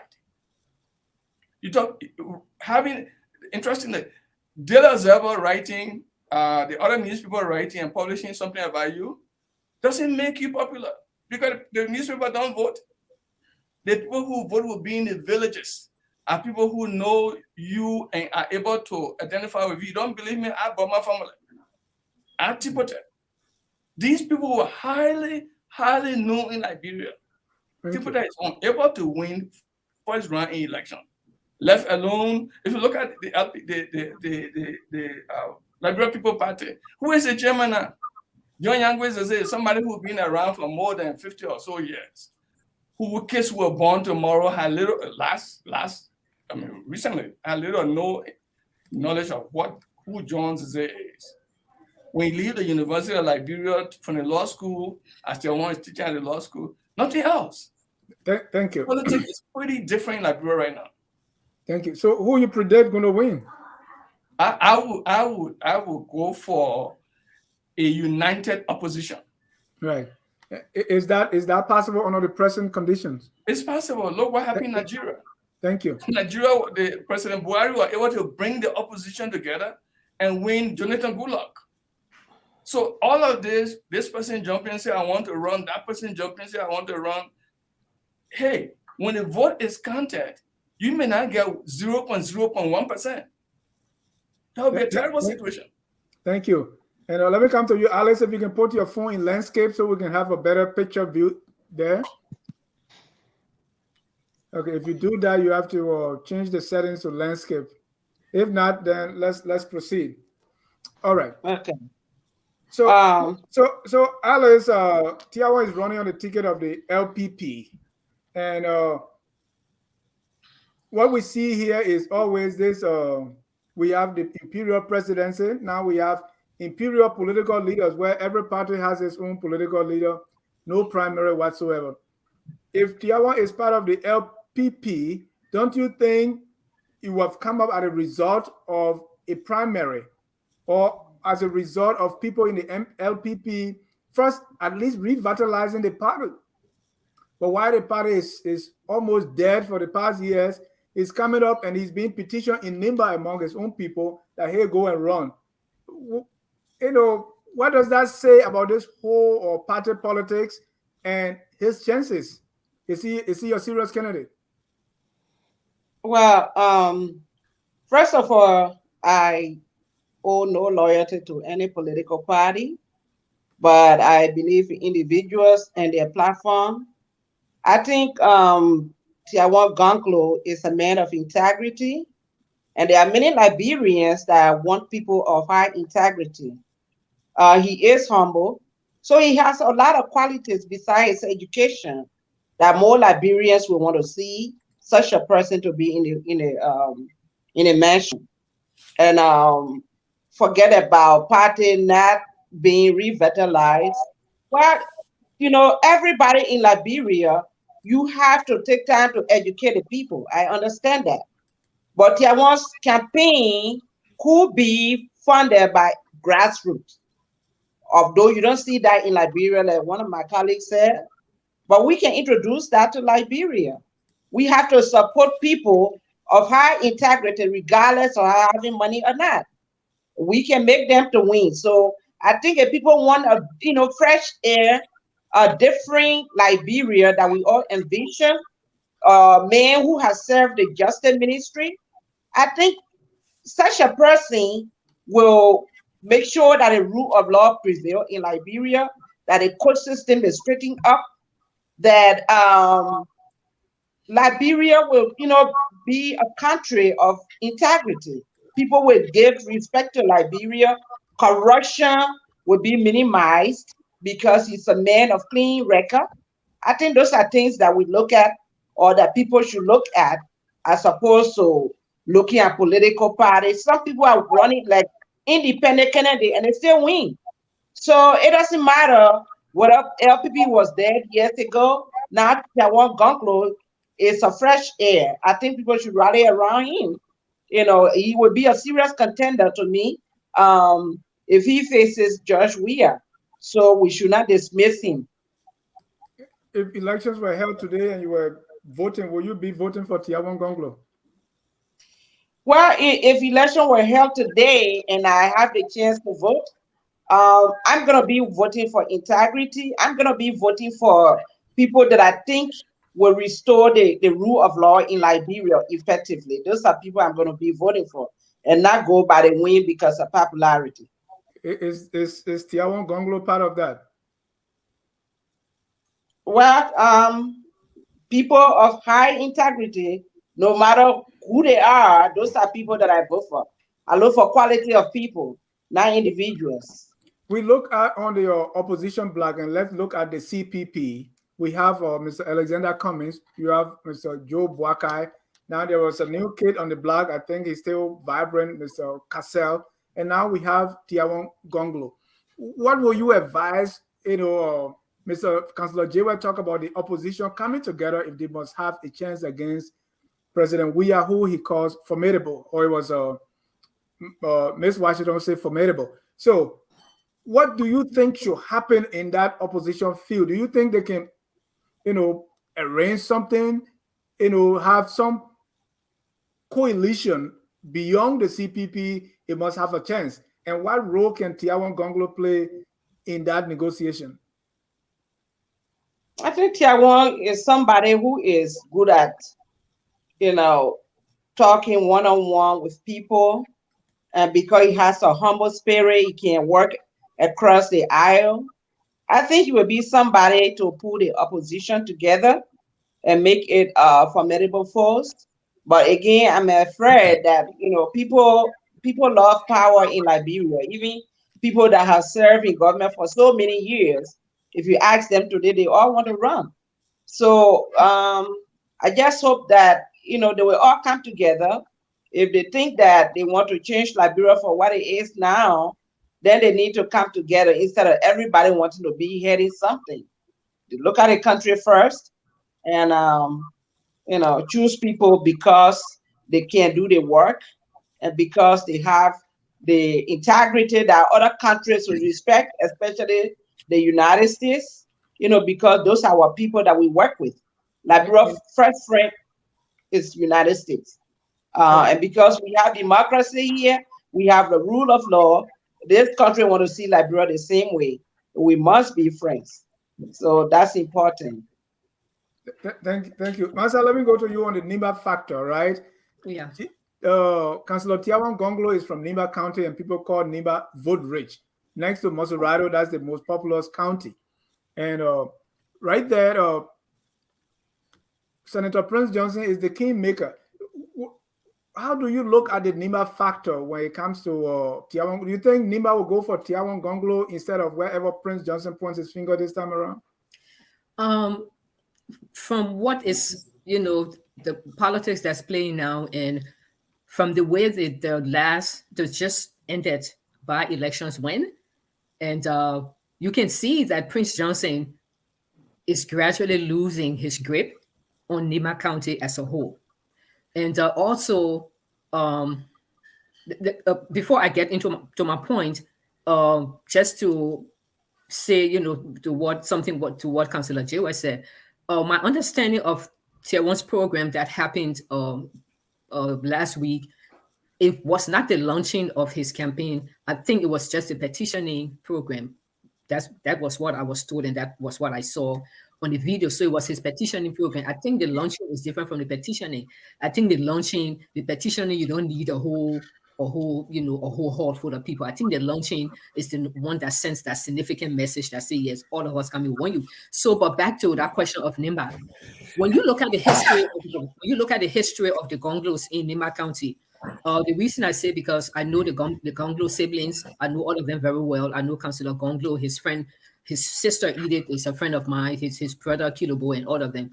The Gongloes have established themselves as one of those prominent and well-respected families in Nimba County. Every counties have, such families. So the Gongloes are one of those well-respected, prominent, traditional families in Nimba County, from the grandfather to the father, and then also to the siblings.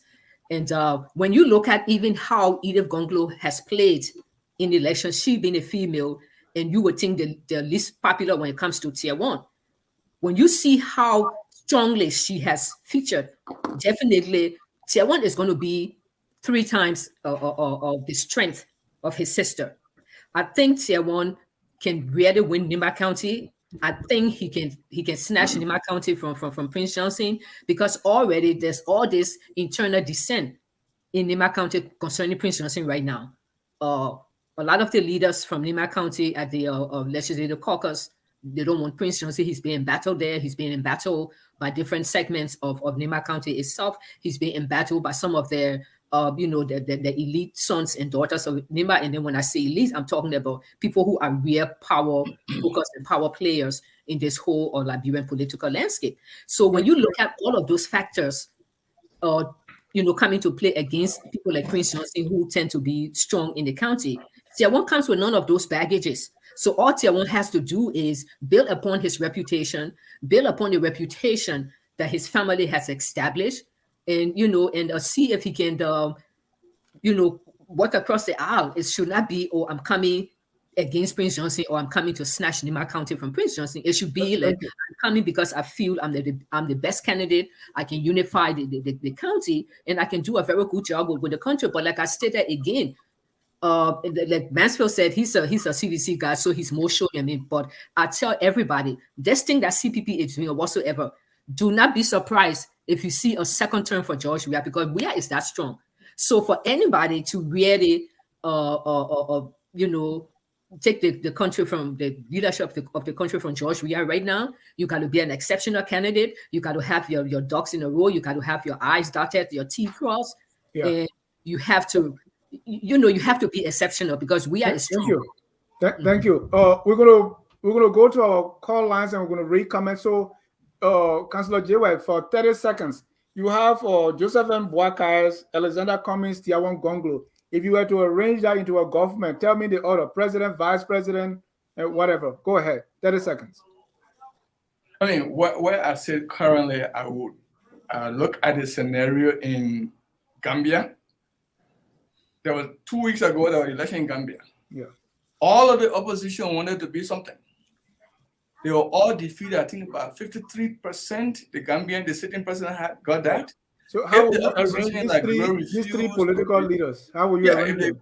if the opposition Liberia stay as it is without unity, Right. President, we will win between 56%. And that is why I'm asking you, if these three guys were to unite, how will you arrange them for the presidency? I will arrange Joseph Boakai first. Joseph Boakai president, who's vice president? And I will ask him to choose a female. All right. And then Gongloe for Supreme Court. Yeah, I think Gongloe belongs in the Supreme Court. It doesn't belong in the president. Mr. Duopu, for 30 seconds, will you advise a truce? I like when you come in a real gear way. Right. Mr. Duopu, I was corrected. I was corrected. I said the mayor is not Duopu. The mayor is not from the southeast. It's Duopu. So, Mr. Duopu, will you advise a meeting between Senator Prince Johnson and Councilor Gongloe so that Nimba County can go Gongloe's way? Will you advise such a meeting? Ooh. Take off the CDC hat and talk to me about this. Well, as a sedition, I wouldn't advise Councilor Gongloe anything when it comes to his candidacy. Have one place. I will stay on my side. Thank you. But on the most serious part, that Councilor Gongloe, I think I want to go to the call. There's an overseas caller that we have on the line. So let me take a call. Let me take the call, and this call is from Mr. Desmond Tutu Finlay. Desmond, you are live. How you guys doing today? I'm calling from Australia. Thank you guys for having me. I'm enjoying the show so far. Right. The point I wanted to make, there's further points I want to make, but I'm just thinking about certain things here. The last presidential election in 2017, Joseph Boakai won his hometown and his county, Yofa, period. Right? And the councilor on there, I think that's what Jiwe, forgive me if I'm pronouncing your last name wrong. You made a significant point that I think the other people are missing. If Tiawon is in Ganta, launching a political party, and people give money in Ganta, Nimba County, to say, we support you, don't give us money to buy water, that there's no significance. Nobody should take that as it should be a red herring, but it should be a anecdotal fact, but not as a thing that resonated around the county. That Tiawon go to Grand there, and people in Grand that gave him money to run, then we can use that as evidence to see where he lies in his reputation as a person that's running. I cannot go to my mom's house and somebody in my mom's house give me money and I turn around and say, oh yeah, you got that from my mom's house. That's more charity begins at home. That's one thing. Yeah, that's one thing. The next point I wanted to make also is everything here is clear. If the opposition do not unite, the council again made that point. Sally, Tuopo just mentioned it again. He mentioned Gambia. Gambia, the president in Gambia, he won Yaya. He won the last time against Yaya by uniting the opposition against the former president. Today the opposition divided, he won. Nigeria, Buhari united against school. The opposition divide and have not one singular candidate. The second round will be a massive landslide win for George Weah. Thank you. And Joseph Boakai as a candidate for the one thing I want to stress about is Joseph Boakai as a candidate for the opposition is a potential failure. He will lose tremendously if he's the head of any opposition bloc. Who you suggest your head opposition in order for them to win? I think Mr. Cummings only because he's the only outsider. How about Gongloe? Even Councilor Gongloe, if Gongloe was the head of the United Opposition Front, I agree, 100% he wins. Thank you. I'm just saying the worst candidate in the opposition bloc is Joseph Boakai. Thank you. Let me go to my. Councilor Gongloe. Go back to your panelists. Thank you. Let me go back to my next caller.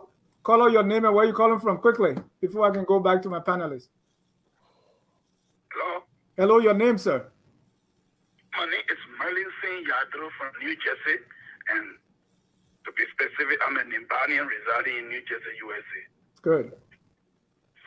on the issue of Tiawon Gongloe, one of the panelists, I don't know, Miss Washington, were making reference to their family record in Nima County and even trying to say Prince Johnson is losing grip on Nimba.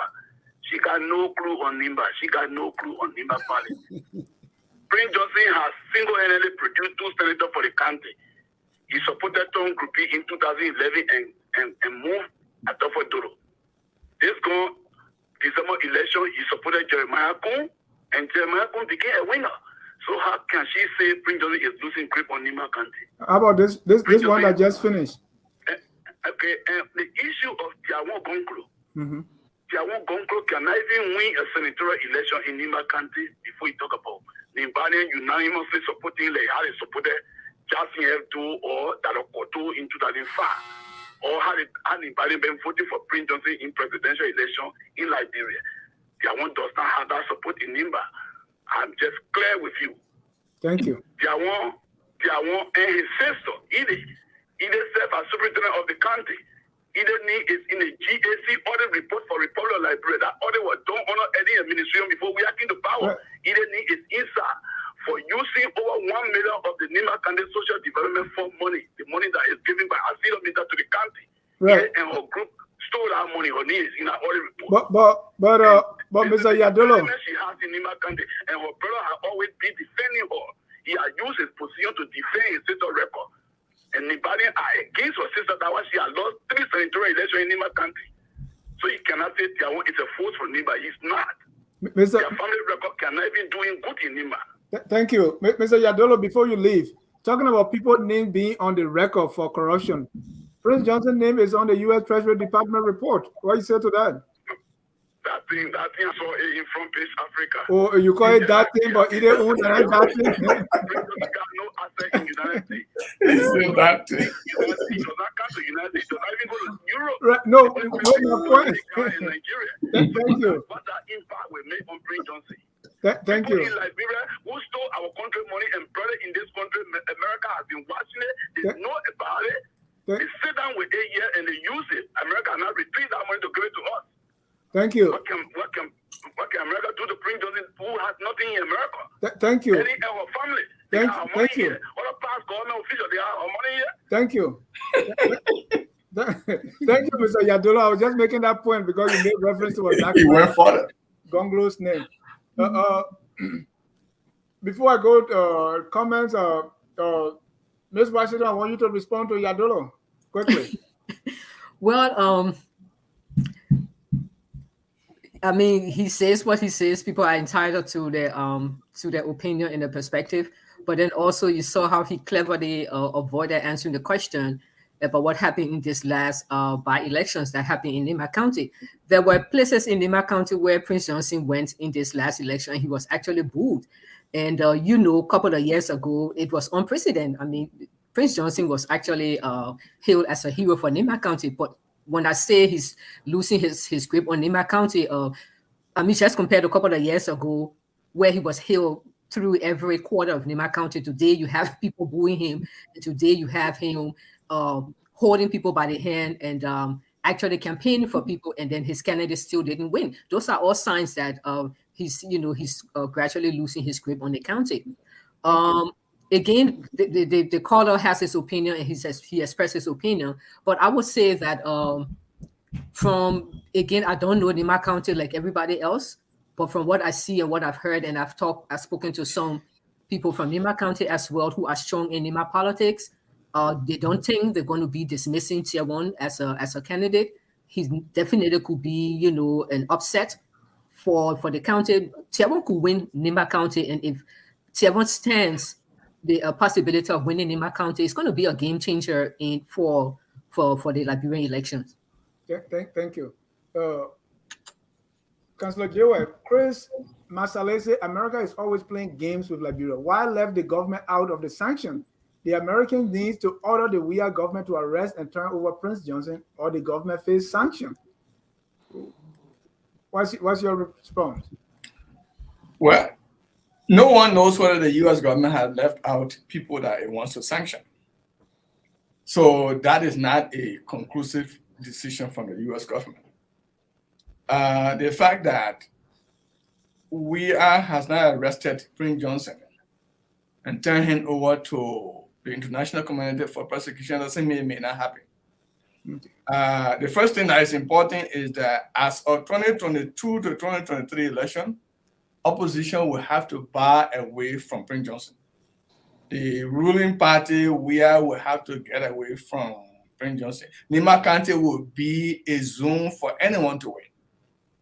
And I may just add the fact that Tiawon may win Nima County, House about Grand Crew, House about Sando, House about Riverside, House about Grand Bassa, House about River G, House about Grand Jida, House about Maryland. Those are places that you may have real tough time to win. Thank you. Our time is fast spent. We have one last issue. Let me just slip in a few comments here. Sam Wallow said Gongloe made a strong case for his presidential run. He's the candidate to watch. See his full speech. And this one, Ellen Amata Flumo, what did the United States government say about the 1997 election when Liberian people said, "You killed my pa, you killed my ma, I will vote for you. I will vote for Taylor"? Patrick says, "Stop embarrassing yourself. You have no idea about the issue." Patrick, who are you talking about?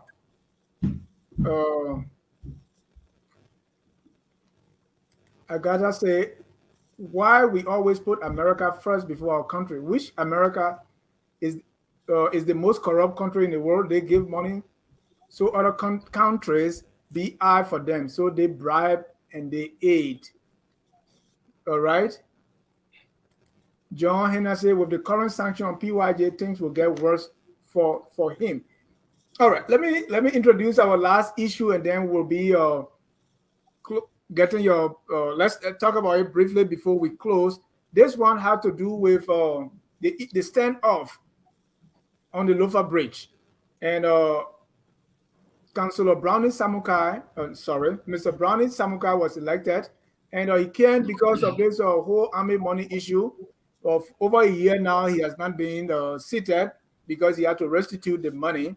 And so the traditional leaders in Lofa County say, if our son is not seated, no car coming to Lofa County. So they blocked the Lofa. Let's take a listen of the press conference that was held. Some people, kind of jokingly call it the Country Devil press conference. Take a listen.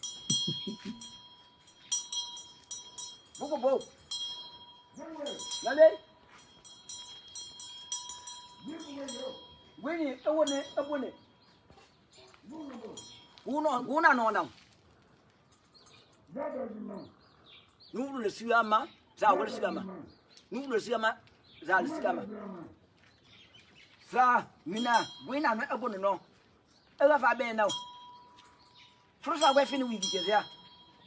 Ani teva, ani water na tubo. Tubo na umwa kwa siti ubumba.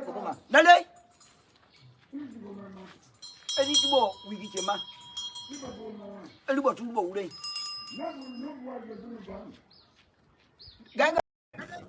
All right, you can listen to more of that video, but what the Grandmaster told the people to interpret said they're giving the government 3 days, but they still are blocking that road. So of late, the police, the Liberia National Police, have announced that they're going to forcibly remove or clear the bridge for people to go through. Councillor Jewe, you are the lawyer here. Give us why the senator-elect is not being seated here. Is that a good thing to do? And then we come, and then I will go to Mr. Duopu so we can talk about this traditional leader issue. I think election matters are great matters. Mr. Samakai was charged. He was convicted. He participated in the election in Lofa County. The Minister of Justice sat and watched Mr. Samakai to participate in the election. Mr. Samakai won the election. The Minister of Justice won the case against Mr. Samakai in the Supreme Court, meaning that the lower court sustained the guilty verdict for property theft and other charges that were leveled against Mr. Samukai. Now, the Supreme Court sent down a mandate that was supposed to have the Election Commission to resume jurisdiction and certificate Mr. Samukai.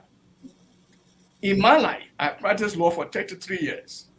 In my life, I'm surprised that there will be a prohibition filed to prevent the enforcement of the mandate of the Supreme Court.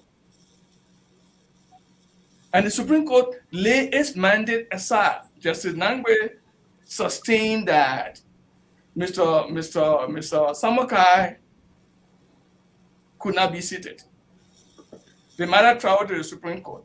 The Supreme Court ruled in a confusing manner, not clear as to whether 50% of the nearly $1 million that were allegedly stolen and Mr. Samukai and his team were convicted of. The Supreme Court said that 50% should be paid. When the matter got down to the lower court, there was a confusion. The matter went back in the Supreme Court. The matter is currently in the Supreme Court. And I'm surprised that the Supreme Court would not take an election matter to be number one. What I know from my practice is that when election matters are before the court, all other matters are set aside. And that election matter is decided. I do not understand what the Supreme Court is doing. I do not know why the Supreme Court has not made a decision. I understand there's a bill of information filed by Mr. Samukai, and there's also a bill of information filed by the Minister of Justice to clarify whether the amount of money that Mr. Samukai has paid is enough to have him seated.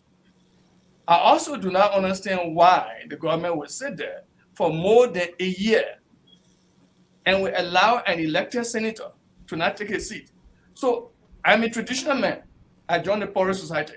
The devil coming outside and giving instruction, it's a serious matter.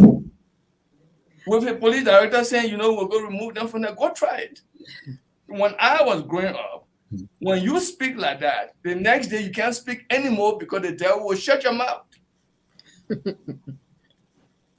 That's a serious matter. You want to use police to go remove them from there? Why haven't the Supreme Court decided the matter? Why is it pending? Is it meant to waste time to have people like Councilor Jala and Super who have little or no respect for to run to the Supreme Court and say, oh, we want clarification? Why are they waiting for 1 year to do so? Why is the Supreme Court allowing its mandate? In order for the Supreme Court mandate to be set aside, there must be a bill of information, not a prohibition.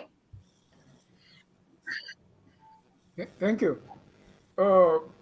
Ms. Washington, journalist for all these years, have you seen anything like this before? I've never seen anything like this before. But for me, I'm looking at it from all different sides. Councilor Jera is the is the leaker head here amongst us. Esteemed Councilor Jera. So he's made a very strong point, and I do agree with his point there. But then also, I'm looking at it from another side as well. Before Councilor Jera was cleared or certified by the Elections Commission to contest the election, how could he have been certified by the Elections Commission in the first place when this matter had not been resolved? So if he had this, doesn't the Constitution or doesn't the Election Commission has a clause in the bylaws that says that a person, for example, a person who has integrity issue, because this matter with the money, all of that falls under that integrity issue, that the person cannot be certified until they can clear all of those things. Because you see, the process of having Mr. Samukai go to the Election Commission, apply, go through the paperwork, because during that application process to contest to contest any position, and where you will have the Election Commission clear him is a form of clearinghouse, right, Councilor Jera? So if it's a clearinghouse, so if he went through all that process, and if they knew that this case was still hanging, why was he certified in the first place? And then also, why did the Supreme Court give out an ambiguous ruling? I mean, for those of us who are not lawyers, who are just layperson, it's really confusing.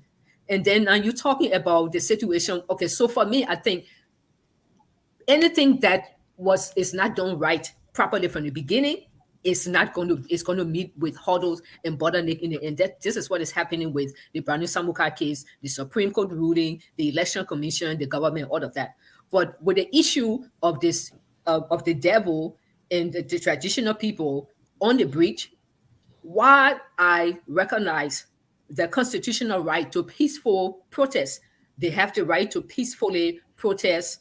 Is the freedom of expression, the freedom to assemble, and the freedom to call upon the government to listen to them under the Constitution. I agree. But then in the meantime, whereas the freedom infringes upon the rights and freedom of the general population, then it becomes the government's responsibility to ensure that everybody's rights are protected and respected. So you cannot have the devil come out, which is a form of intimidation, because tribally we revered our secret society, we revere the issue of devil, we revered our traditional elders. So when you have the devil, that's someone like me, when I go to Bombing County, when they bring in the devil, I don't run and go high, we still got it. So when you have the devil come out and it's on the bridge, and you have all the traditional people sending these quote unquote indirect messages of threats to the government, to the president office, to the solicitor general, to the government, and then they are also obstructing the free flow of traffic, the flow of commerce. If someone is seriously sick and they need to rush them to the hospital, the devil, the rest of them are on the bridge. They're obstructing commerce, they're obstructing people's rights. So they are infringing upon the rights of the general population of that area. So then the government now, with the police, have the right to engage them. And and let them understand that, hey, you guys have the right to express yourself. You have the right to protest peacefully, but you do not have the right, to infringe upon other people's rights. So that's why I am with that whole devil sitting on the bridge thing. I don't think the devil should be sitting on the bridge. I don't think the people should be blocking traffic and obstructing the free flow of commerce and all of that. And in this case, I think the government will have the right to the police to go and restore order. But then again, I would be concerned as to how they will go in to restore this order. It would be my concern. But I think the government has a responsibility to ensure that, the country runs properly, and obstructing the flow of government's operations and then local operations and stuff, I think is wrong. And I think our traditional people sometimes, again, I don't want to disrespect them, but I think sometimes some of these matters are above their head. I don't think they really understand these things with Supreme Court and things. Even people like us who consider ourselves to be, 100% literate, some of these issues, we still struggle to understand these issues. So I don't think sometimes they understand some of these things. And I wish sometimes that our traditional council, our traditional people would not be so, that they would not involve themselves in politics at this level, because I don't think they understand some of the intricacy of it. But I completely disagree with them being on that bridge and blocking, and blocking civil, causing civil disturbances. Let me just add, Dennis. Can I add? Yeah, go ahead. We are at this stage because of the government ineptitude. The Minister of Justice saw Mr. Samukai convicted. The Minister of Justice did not file a prohibition proceeding to prevent Mr. Samukai from filing his papers. The Minister of Justice wrote a letter to the Election Commission, not to the Supreme Court, to say don't allow Samukai to participate. When Samukai said, look, if you think that I have committed a crime, take me to court, the Minister of Justice sat on his hand. Samukai won the election. Are we saying that Lofa County people don't have the right to be represented? Thank you. Thank you. Let me go to Alice on this one. Like me, you come from far from Monrovia, where sometimes the law does not exist. So like someone told me in the whole of Grand Crew, maybe they have 3 police officers. So don't you think the devil coming on the bridge is a way that the people are high enough? And what else can they do as a last resort without going to the devil? What's your take? Well, I think the people going on the bridge, it's a form of protest. They have 100% right to be on that bridge, because the whole problem of allowing Mr. Samukai to contest an election when, quote unquote, you think he's a criminal, is not something that the local people should be, punished for. The candidate decided to run to represent his people. The people of Lofa County need representation for one whole year. When you're supposed to have 2 or 3 senators representing your county, and now one cannot be seated for one whole year, what do you think they were supposed to do? People have been protesting, they have called on the government over and over, and no action has been taken. So the last result is to go on a bridge to get the attention of the government that nobody's going to pass. Even in the United States, when people are protesting, they sit down on the freeway and the cars will stop. That's, no free movement because they want something done. You have to negotiate with the people. You can't tell them you're going to carry guns to kill them. And like Councillor Jawa said, go try it. Go try. Some of us are from the traditional background. We might not be member of this thing, but we know how they are playing out, up country. So you go remove them, and then you will remove yourself. I think they have to negotiate with the people, call the traditional people, and negotiate with them. They have all right. They are upset. They are angry that their son cannot be set. Today, I listened to a group of, I think, 2 guys from Nimba County. There is going to be another commotion in Nimba County for Samukai because the mother is from Nimba. And they are saying that their son is not sitting. It's not going down well with the people. So when you have the people of Nimba beginning to protest, and you have people from Lofa protesting, don't you think Liberia is destabilized already? They need to think twice and resolve this case. Let a man sit. He's going to pay the money. He started paying the money. You have to let him sit. Because you made a first error, and so it's on you. Thank you. Mr. Duopu, devil fighting fire with fire here. Last resort. Let's talk about this whole play. I know Councillor Jewa can tell us, how this the traditional justice system and our central justice system, how they work side by side. But let's talk about this whole idea of country devil, and if the police under President Weah will go and remove the people forcibly, with President Todmore and all these other presidents joining the Poro or some form of traditional society, I don't think President Weah wants that record to be the one who is taking guns and tear gas to remove the Grandmaster or the country devil. Yeah, I listened to all the other panelists. I think they made very salient points, and just what you've just said, our own political history as a country. You know that Liberia's founding was negotiated by traditional chiefs. These are people who negotiated with the settlers or the colonists for us to have what we have today as Liberians. And these people had their own, nations, in that body politic. It wasn't Liberia as we know it today. There were various nations, that came together, negotiated the sale of that land with the ACS, and today we have a united country called Liberia. So over the years, our political class have always toyed with, that indigenous, setting, our traditional leaders, Todmont, after the reunification policy was enunciated, he made a lot of, inroads in reaching out to the traditional societies, even wearing, traditional grebo lapa with kotsu and all that kind of, that hybrid kind of, mentality. Turbo also made, traditional leadership, a side way of his own, political structure. Though you can name all our leaders over the years, always toy with that.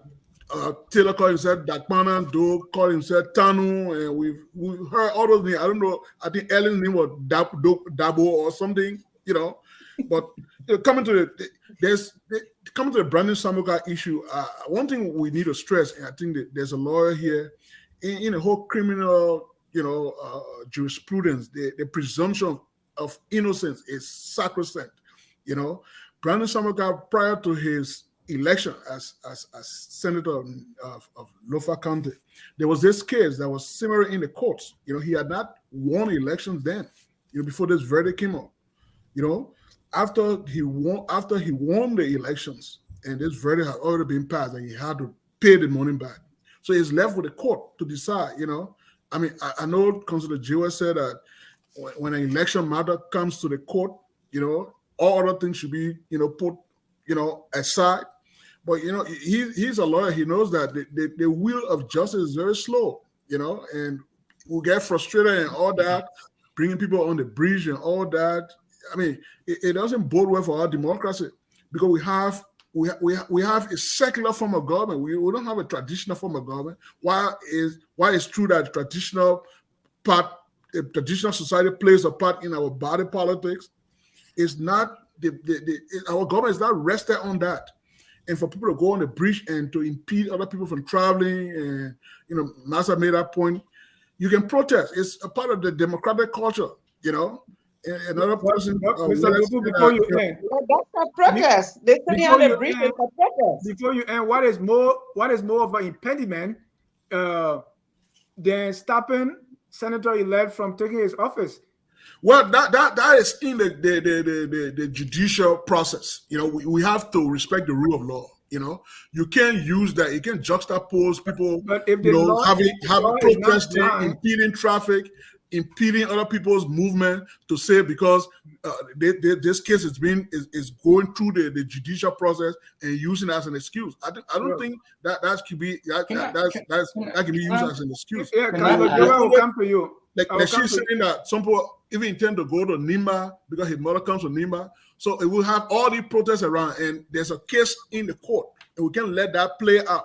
What kind of democracy are we having? Are we having an anarchic democracy where anybody can just protest?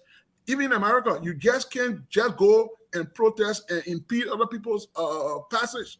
No, you will be arrested for that. Even in America, you can't just go sit on the highway where the commerce should take place and you won't impede that. You'll be arrested for that. But Mr. Glopo, when justice is not blind, when there are other cases that they will fast track. Let's take, for instance, when Henry Costa, that case was like lightning. Now, when it comes to this case and other cases that the government wants to pursue, so if the government is selective or if justice is not dispensed speedily for the oppressed, okay, don't you think people have the right to sometimes take the law in their own hands? I mean, like I said initially, it's in the hands of the judiciary. There's a process there. Yeah, right. There's a lawyer here. We can't. The government itself cannot fast track it. It will be like you interfere in the affairs of the branch of government. So let me play out, and whatever decision comes from that, I think there's a process where Ada Samuka is going to make full payment before he takes the seat, and that's another political aspect, but the legal aspect should be respected and let it play out through the courts. And let the country devil issue to play out on the bridge, or what? No, I mean, you can't let that fester because it will only breed, more chaos. Councilor Jewa, let's talk about the traditional justice system. I think it was in Bapolu when they say the country devil intervened and snatched some ballots away. Don't you think, talk to me about how our traditional justice system, in my hometown, I mean, there's no police there. There's nobody up to the point I was there. There's nobody. So if we don't have a traditional society that if you steal something, this is what you pay. If you stand in the middle of town and insult a woman, this is the penalty. If you go into somebody's trap that cut opason and you take it from there, and all these things are being enforced by the traditional society. If these things are absent from over there, you have complete chaos. So don't you think? So how does this traditional society operate side by side with our judicial system that is headquartered in Monrovia? So Liberia has two legal systems. Okay. Liberia has the so-called common law system. The laws we borrow from here, from America borrowed from Great Britain, Liberia borrowed from America and using that go through our judicial system. That's one set of laws. There is also the Liberia traditional native customary law. Right. Our people, as you just mentioned, starting with the town chief, to the department chief, to the district commissioner, to the superintendent, to the deputy minister for internal affairs, to the minister proper, and on to the president. So if you disagree from the lower level that I just named, you can follow the track until you get to the president with your appeal, and when the president decides, it becomes finalized. Now, I am one person who said that Samukai convicted himself, and I wrote about it. I said there was no reason for Samukai to go to court and refuse to bring Mrs. Ellen Johnson-Sirleaf as a prime witness. It's really a soldier. A soldier would not go to court and call your boss. That was not a military tribunal. In a court of law, the court acts upon the preponderance of evidence if it's a civil matter. The court acts upon the clarity of doubt if it's a criminal matter. Yeah. Mr. Samukai, and I said I would not represent Mr. Samukai if he said that Mrs. Sirleaf, who he claims that asked him to use the soldier people money, could not come to court. I would not go to court to represent him. I would never be retained by him because I would have told him you have no evidence and you'll be convicted. He was represented by Councilor Wright. They went to court. They were hiding Mrs. Sirleaf. And when Judge Kokwe Gbese ruled, one of the issues he raised was that even though Samukai said that this money he was ordered to use it to bury a military person and some other soldier people who were sick, but the person who issued him the order, who he was acting upon, was Mrs. Sirleaf. What was so important for Mrs. Sirleaf to not come to court? Or a deposition could have been taken. Let's say she's old enough, she cannot come to court. The court could have gone to her house and evidence taken from there. She indicated what she ordered, and Mr. Samukai would have gone not guilty.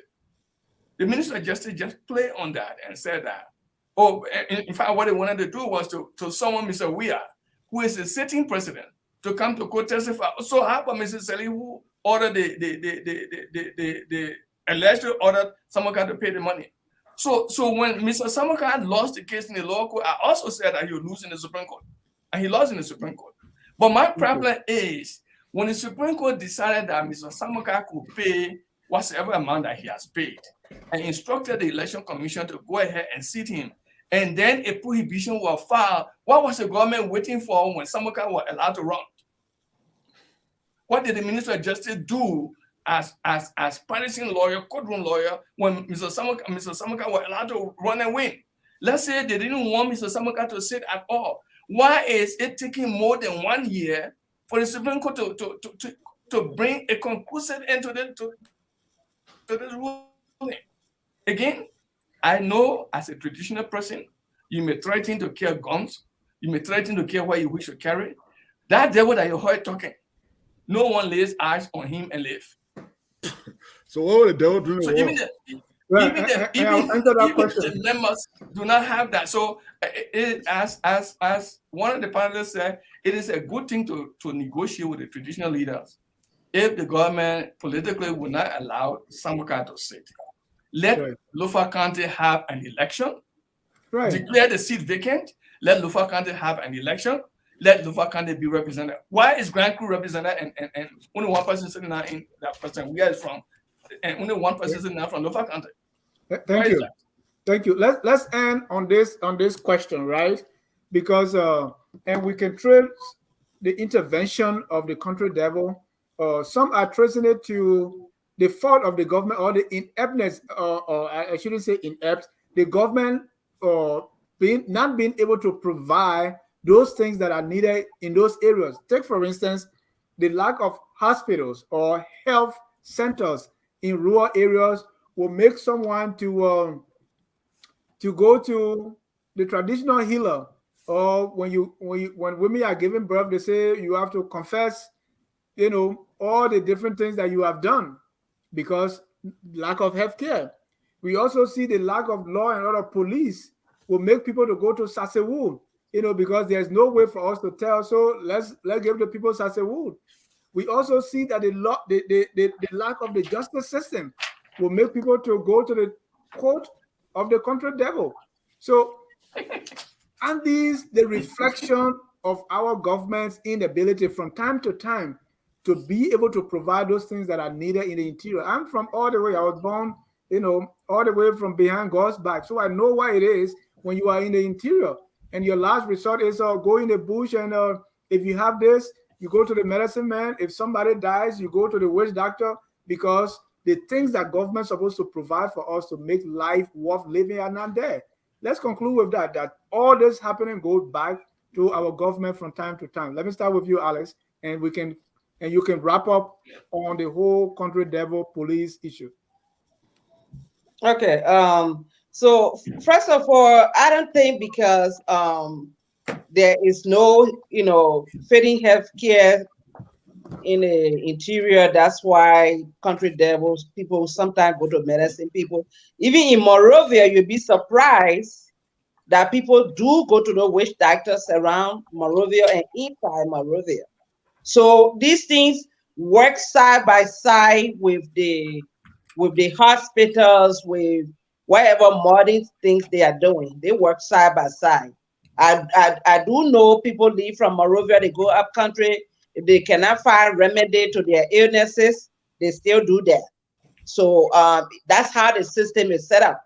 So I will also conclude that the case with Samukai, the government has two options: either to wrap up the case and let Samukai sit, or declare the seat vacant for the Lofa, because this is not the people's business. Whatever Samukai did, whatever crime the government had with Samukai, is none of the business of Lofa people. They do need representation. That's the problem, because every other county has representation, and so you cannot have the people of Lofa. A major county in Liberia will not have 2 senators or the number of senators required for a functional county. So that's what is getting them upset. And so to maintain the peace, that the government really needs for Liberia to move forward, they need to decide on a case that will threaten the peace and stability of the country. Because if the country devil is removed by force, it has consequences. The other people in NIBA, the other organization that is threatening to take action a couple of days or weeks from now, that is another instability. So if you think you're going to leave everything as it is, we're not helping the situation. So they need to act speedily to resolve what is unfolding. Thank you. And let me go to my Mr. Desmond Tutu Finley. Give us your closing comment. I know you are still here, so maybe you have something else to say before you leave. Yeah, I just wanted to say that what the lady is talking about consequences, and she believes what the that's Alice. And the last lady I just spoke, yeah, Miss Alice, yeah, what she said that she believes in what the people are doing. Even in America, people riot, people shut down roads. When she make a statement like that, she should complete it. When people in America riot and they shut down roads and they come in the public spaces and beat other people's progress, what happens to them? They get arrested. What happened when the people protested at the House of Representatives? They got convicted. So that lady on air right now should not be disingenuous to the Liberian people only because you have a political agenda. It's unfair, and it's unfair to focus on Africa that somebody will impede the progress of commerce, health. A pregnant lady right now in Lofa needs to go to Manga to go to PD hospital for treatment. You think what's going to happen to her when the devil is sitting on the road?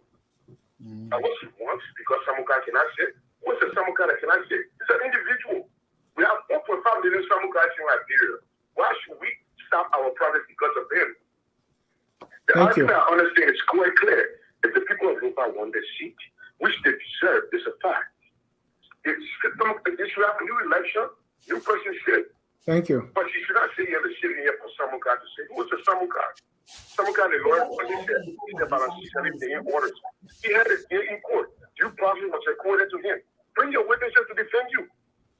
Thank you. So I can come in quickly. Okay. And hold on, let me finish. She shouldn't be listening to Liberian people by sitting here telling us that people can protest in America. When they protest illegally, they get arrested and they go to jail, they get convicted. Thank you. That's what happens to them. Now, what should happen to that devil right now? Thank you. Okay. So basically, I said the people of Lofa need representation. So either the government go ahead and resolve the case with Samukai, or they declare the seats vacant for the Lofa people to have elections. Okay, and when I made reference to America, I'm trying to equate that the same protest people do have here, that's a form of protest that they have because they want to be heard. And then where I'm coming from to say that the government needs to negotiate. When people are protesting, if they have no right protesting because the country devil is not spoiling anything, they just sitting in on a roll for government to negotiate with them. So if people down here busting stuff or burning stuff, they get arrested. But they don't get arrested people that peacefully protesting in the United States. So you got it wrong. Thank you. Let's go around the room here and get our closing comments on not just this issue. And then there are people asking, Flomo say, Mr. Duopu, you asked where was the devil during the war? My question to you, where was God during the war? God wasn't protesting. Okay. William King said, really, you blocked the road without proper protest permit and you bullied the state. So now we are for women's circumcision. What that got to do with women's circumcision again, William? And William also say, so Prince Johnson can get country devil and scare people away. Look, put that country devil in jail and let him try to disappear from the jail. What nonsense is this? The peculiarity of my beloved people. So he's shaking his head.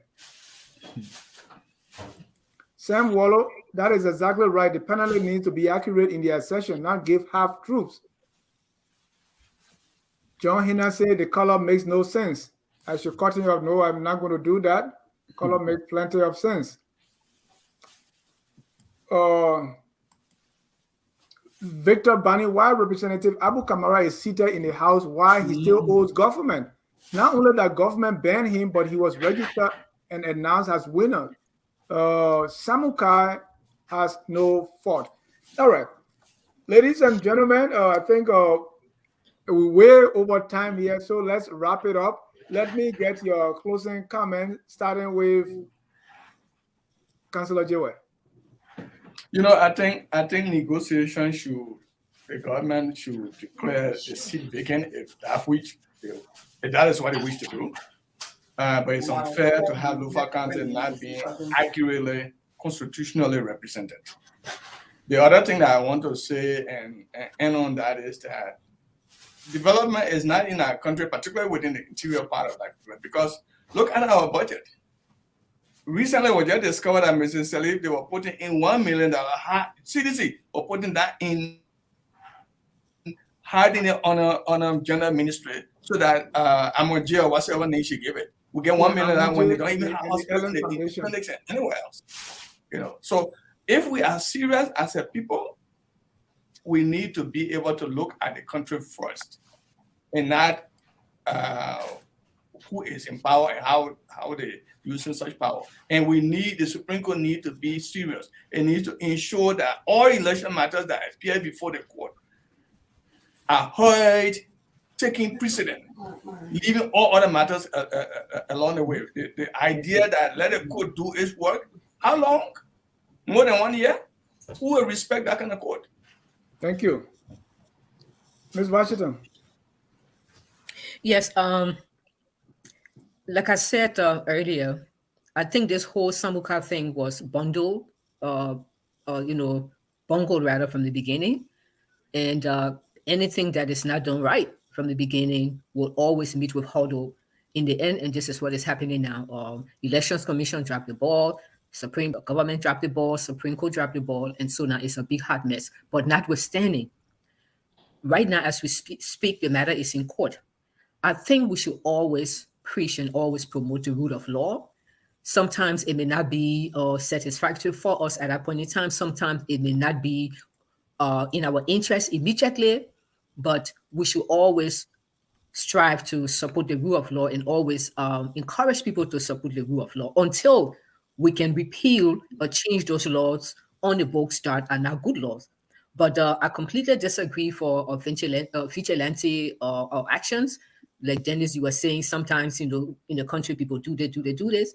I think we should always, vigilantism is not a good thing at all. And I completely disagree that this devil and others should be sitting on a bridge obstructing, commerce and all of that. Like one of the callers said, if someone is seriously sick and they're rushing them to, to a hospital outside of the jurisdiction, God forbid that person can die en route because now, they've been obstructed from seeking medical care.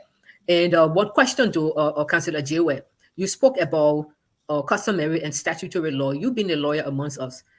While it is true that our two laws, basically the work basically almost parallel, notwithstanding, doesn't statutory law, which is like, the central government, the courts, the presidency and everything, doesn't it have some jurisdiction over a customary law?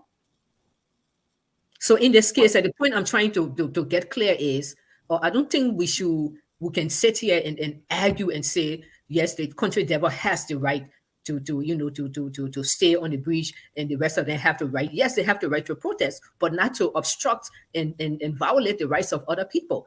And I want to agree with Mansfield that while it is true that the court process seems long and is taking long, but now that this matter has reached to this level, I think now it will be good, like the sister Welle said, they need to extradite this court process. Councillor Jiwa, you said they need to fast track it for real so that this matter can be done and over with, because the people of Lofa County rightfully needs representation. But the issue with making justification for the country devil on the road and all of that, I'm completely against it. Thank you. Mr. Duopu, your closing comment, sir. You unmute yourself, please. I would like to thank you so much for the opportunity you've accorded me. And, I'm always available for your show. I think I was one of the first guests you've had on this platform. So I see it as an honor. And I want to also thank the other guests that you have tonight, the Councillor Jewe, Master Washington, and our sister Wella.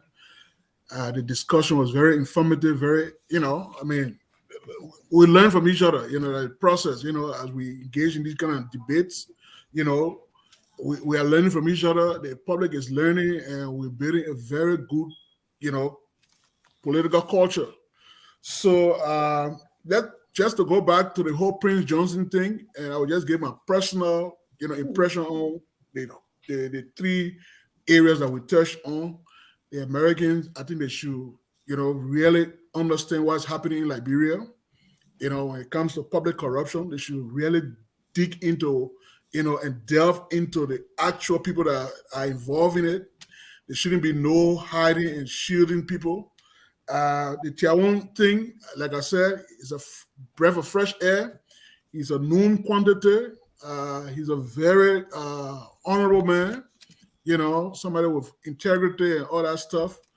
But now, it's in a political arena now, so you have to make sure you understand the arena. It's not in a law school or you're at a court where all these things are based on established rules. Politics is bruising, it's not, love-it. He has to have a thick skin. He has to come to this fight with everything that he has. I wish him all the best. Okay. The Samoka thing is just unfortunate. I think Lofa deserves, a representation in the Senate. We can't have one county, lacking, full total representation. I think it's unfortunate that this case has festered in the court. Councillor said that it should be fast tracked. I think it should be fast tracked because it's a political thing. It's about representation. So. It may win elections. If there's anything that he needs to do to deal with his, other allegations and stuff like that, let's find a way. Let make our democracy, amicable. We can't have this us against them and Holly and police. Sometimes we got to, give in some things. Like what Wella said. Negotiate sometimes. And nobody will lose face. All about win-win. A scenario that will all try to make our democracy strong and better for our society. So thank you very much for the opportunity, and I wish everybody a pleasant night. Thank you so much. Ms. Wilson? Yeah, I want to thank you for the show tonight, and thank my fellow participants. Overall, I 100% support the decision of the Americans on the action they have taken. We have to set precedents, no matter what and no matter how long it takes. It's on the books. If we open it, the history books, we will know that somebody was sanctioned for corruption or selling votes or whatever it is. So that is on the book. The rest of the people will follow anytime, the Americans get ready. Now, I also think the government should do all it can to be able to resolve the case with Samukai. It doesn't have to be Samukai. The people of Lofa, the most important thing is they need representation. There is no way for one whole year to not deny their representation. I think that's what the point is. And of course, country devil being on the road is a form of protest. It's to get the government attention to solve the problem of not being represented. That's the idea people should look at. And the rest of the things, I think the discussion was great tonight. And you get that right here on Focus on Liberia, where we educate, we elevate, and promote all things Liberia. Ms. Washington, you wanted to say something? 16 seconds, if you can. Sure. Well, I just wanted to say thank you again, Dennis, for inviting me on your show, and to all of my co-panelists, Sis Wede, Wilson, thank you so much. I think you were fantastic. Mansfield, it was good to talk to you, and thank you also for your contribution. And Councillor J. Ware, I will be calling you soon, my friend and brother. Thank you so much for your contribution. So I do absolutely agree for Mr. Johnson being in the sanctioned by the U.S., and I'm sure in later months to come, other people will be named as well. And with Tiawon situation, I still think that he's going to be the dark horse. I think he's going to be the upsetter here. And don't be surprised if Tiawon goes to run off with President Weah. Whether he's going to win President Weah or not, that's what it is. But hey, don't be surprised if Tiawon can make the run off. And concerning the situation with Browning Samuka and stuff, I agree with everybody. Lofa County needs representation. It is unfair to them. They need to definitely fast track Samuka situation. If he won the election whatsoever, he needs to get his seat. But then also, I would like to state that we should not encourage people running and fall on the mercy of their tribal or ethnic communities every time they have a problem, generally with whether with the government or whether with other citizens or whether with just the country generally. We should try to divert from that, because this is what happened today. Nima County became entrenched with Prince Johnson because people think that Prince Johnson was the savior, and you see people just Liberia is just too much on the basis of tribal and ethnic lines, and I think we should be more focused on this whole general thing of a Liberian identity. So I completely disagree. Let's be careful. Let's not support this country devil being on the breach. Is the breaking the rule of law, because it's a bad precedent when we encourage ethnic communities to take the law into their own hands. Thank you so much. On Saturday, the political bulldog will be here with the Hour of Politics exclusive with Judge Kanetule, who's a member of the Liberty Party. He's not been suspended. So we're going to talk about Liberty Party crisis with Ansoni Sia, the host of the Hour of Politics. Ladies and gentlemen, I want to thank you so much for your time tonight. I know the discussion has been fruitful. We want to thank our viewers who are here with us, those who commented, called, and even those who will watch later. Keep it here at Focus on Liberia. Before we end, we always play our song that says, whether you believe the country devil should be on the bridge, out of the bridge, or taken out, we are all Liberians, and we must do whatever it takes to make our country the glorious land of liberty. Good night, and God bless you. We are Liberians.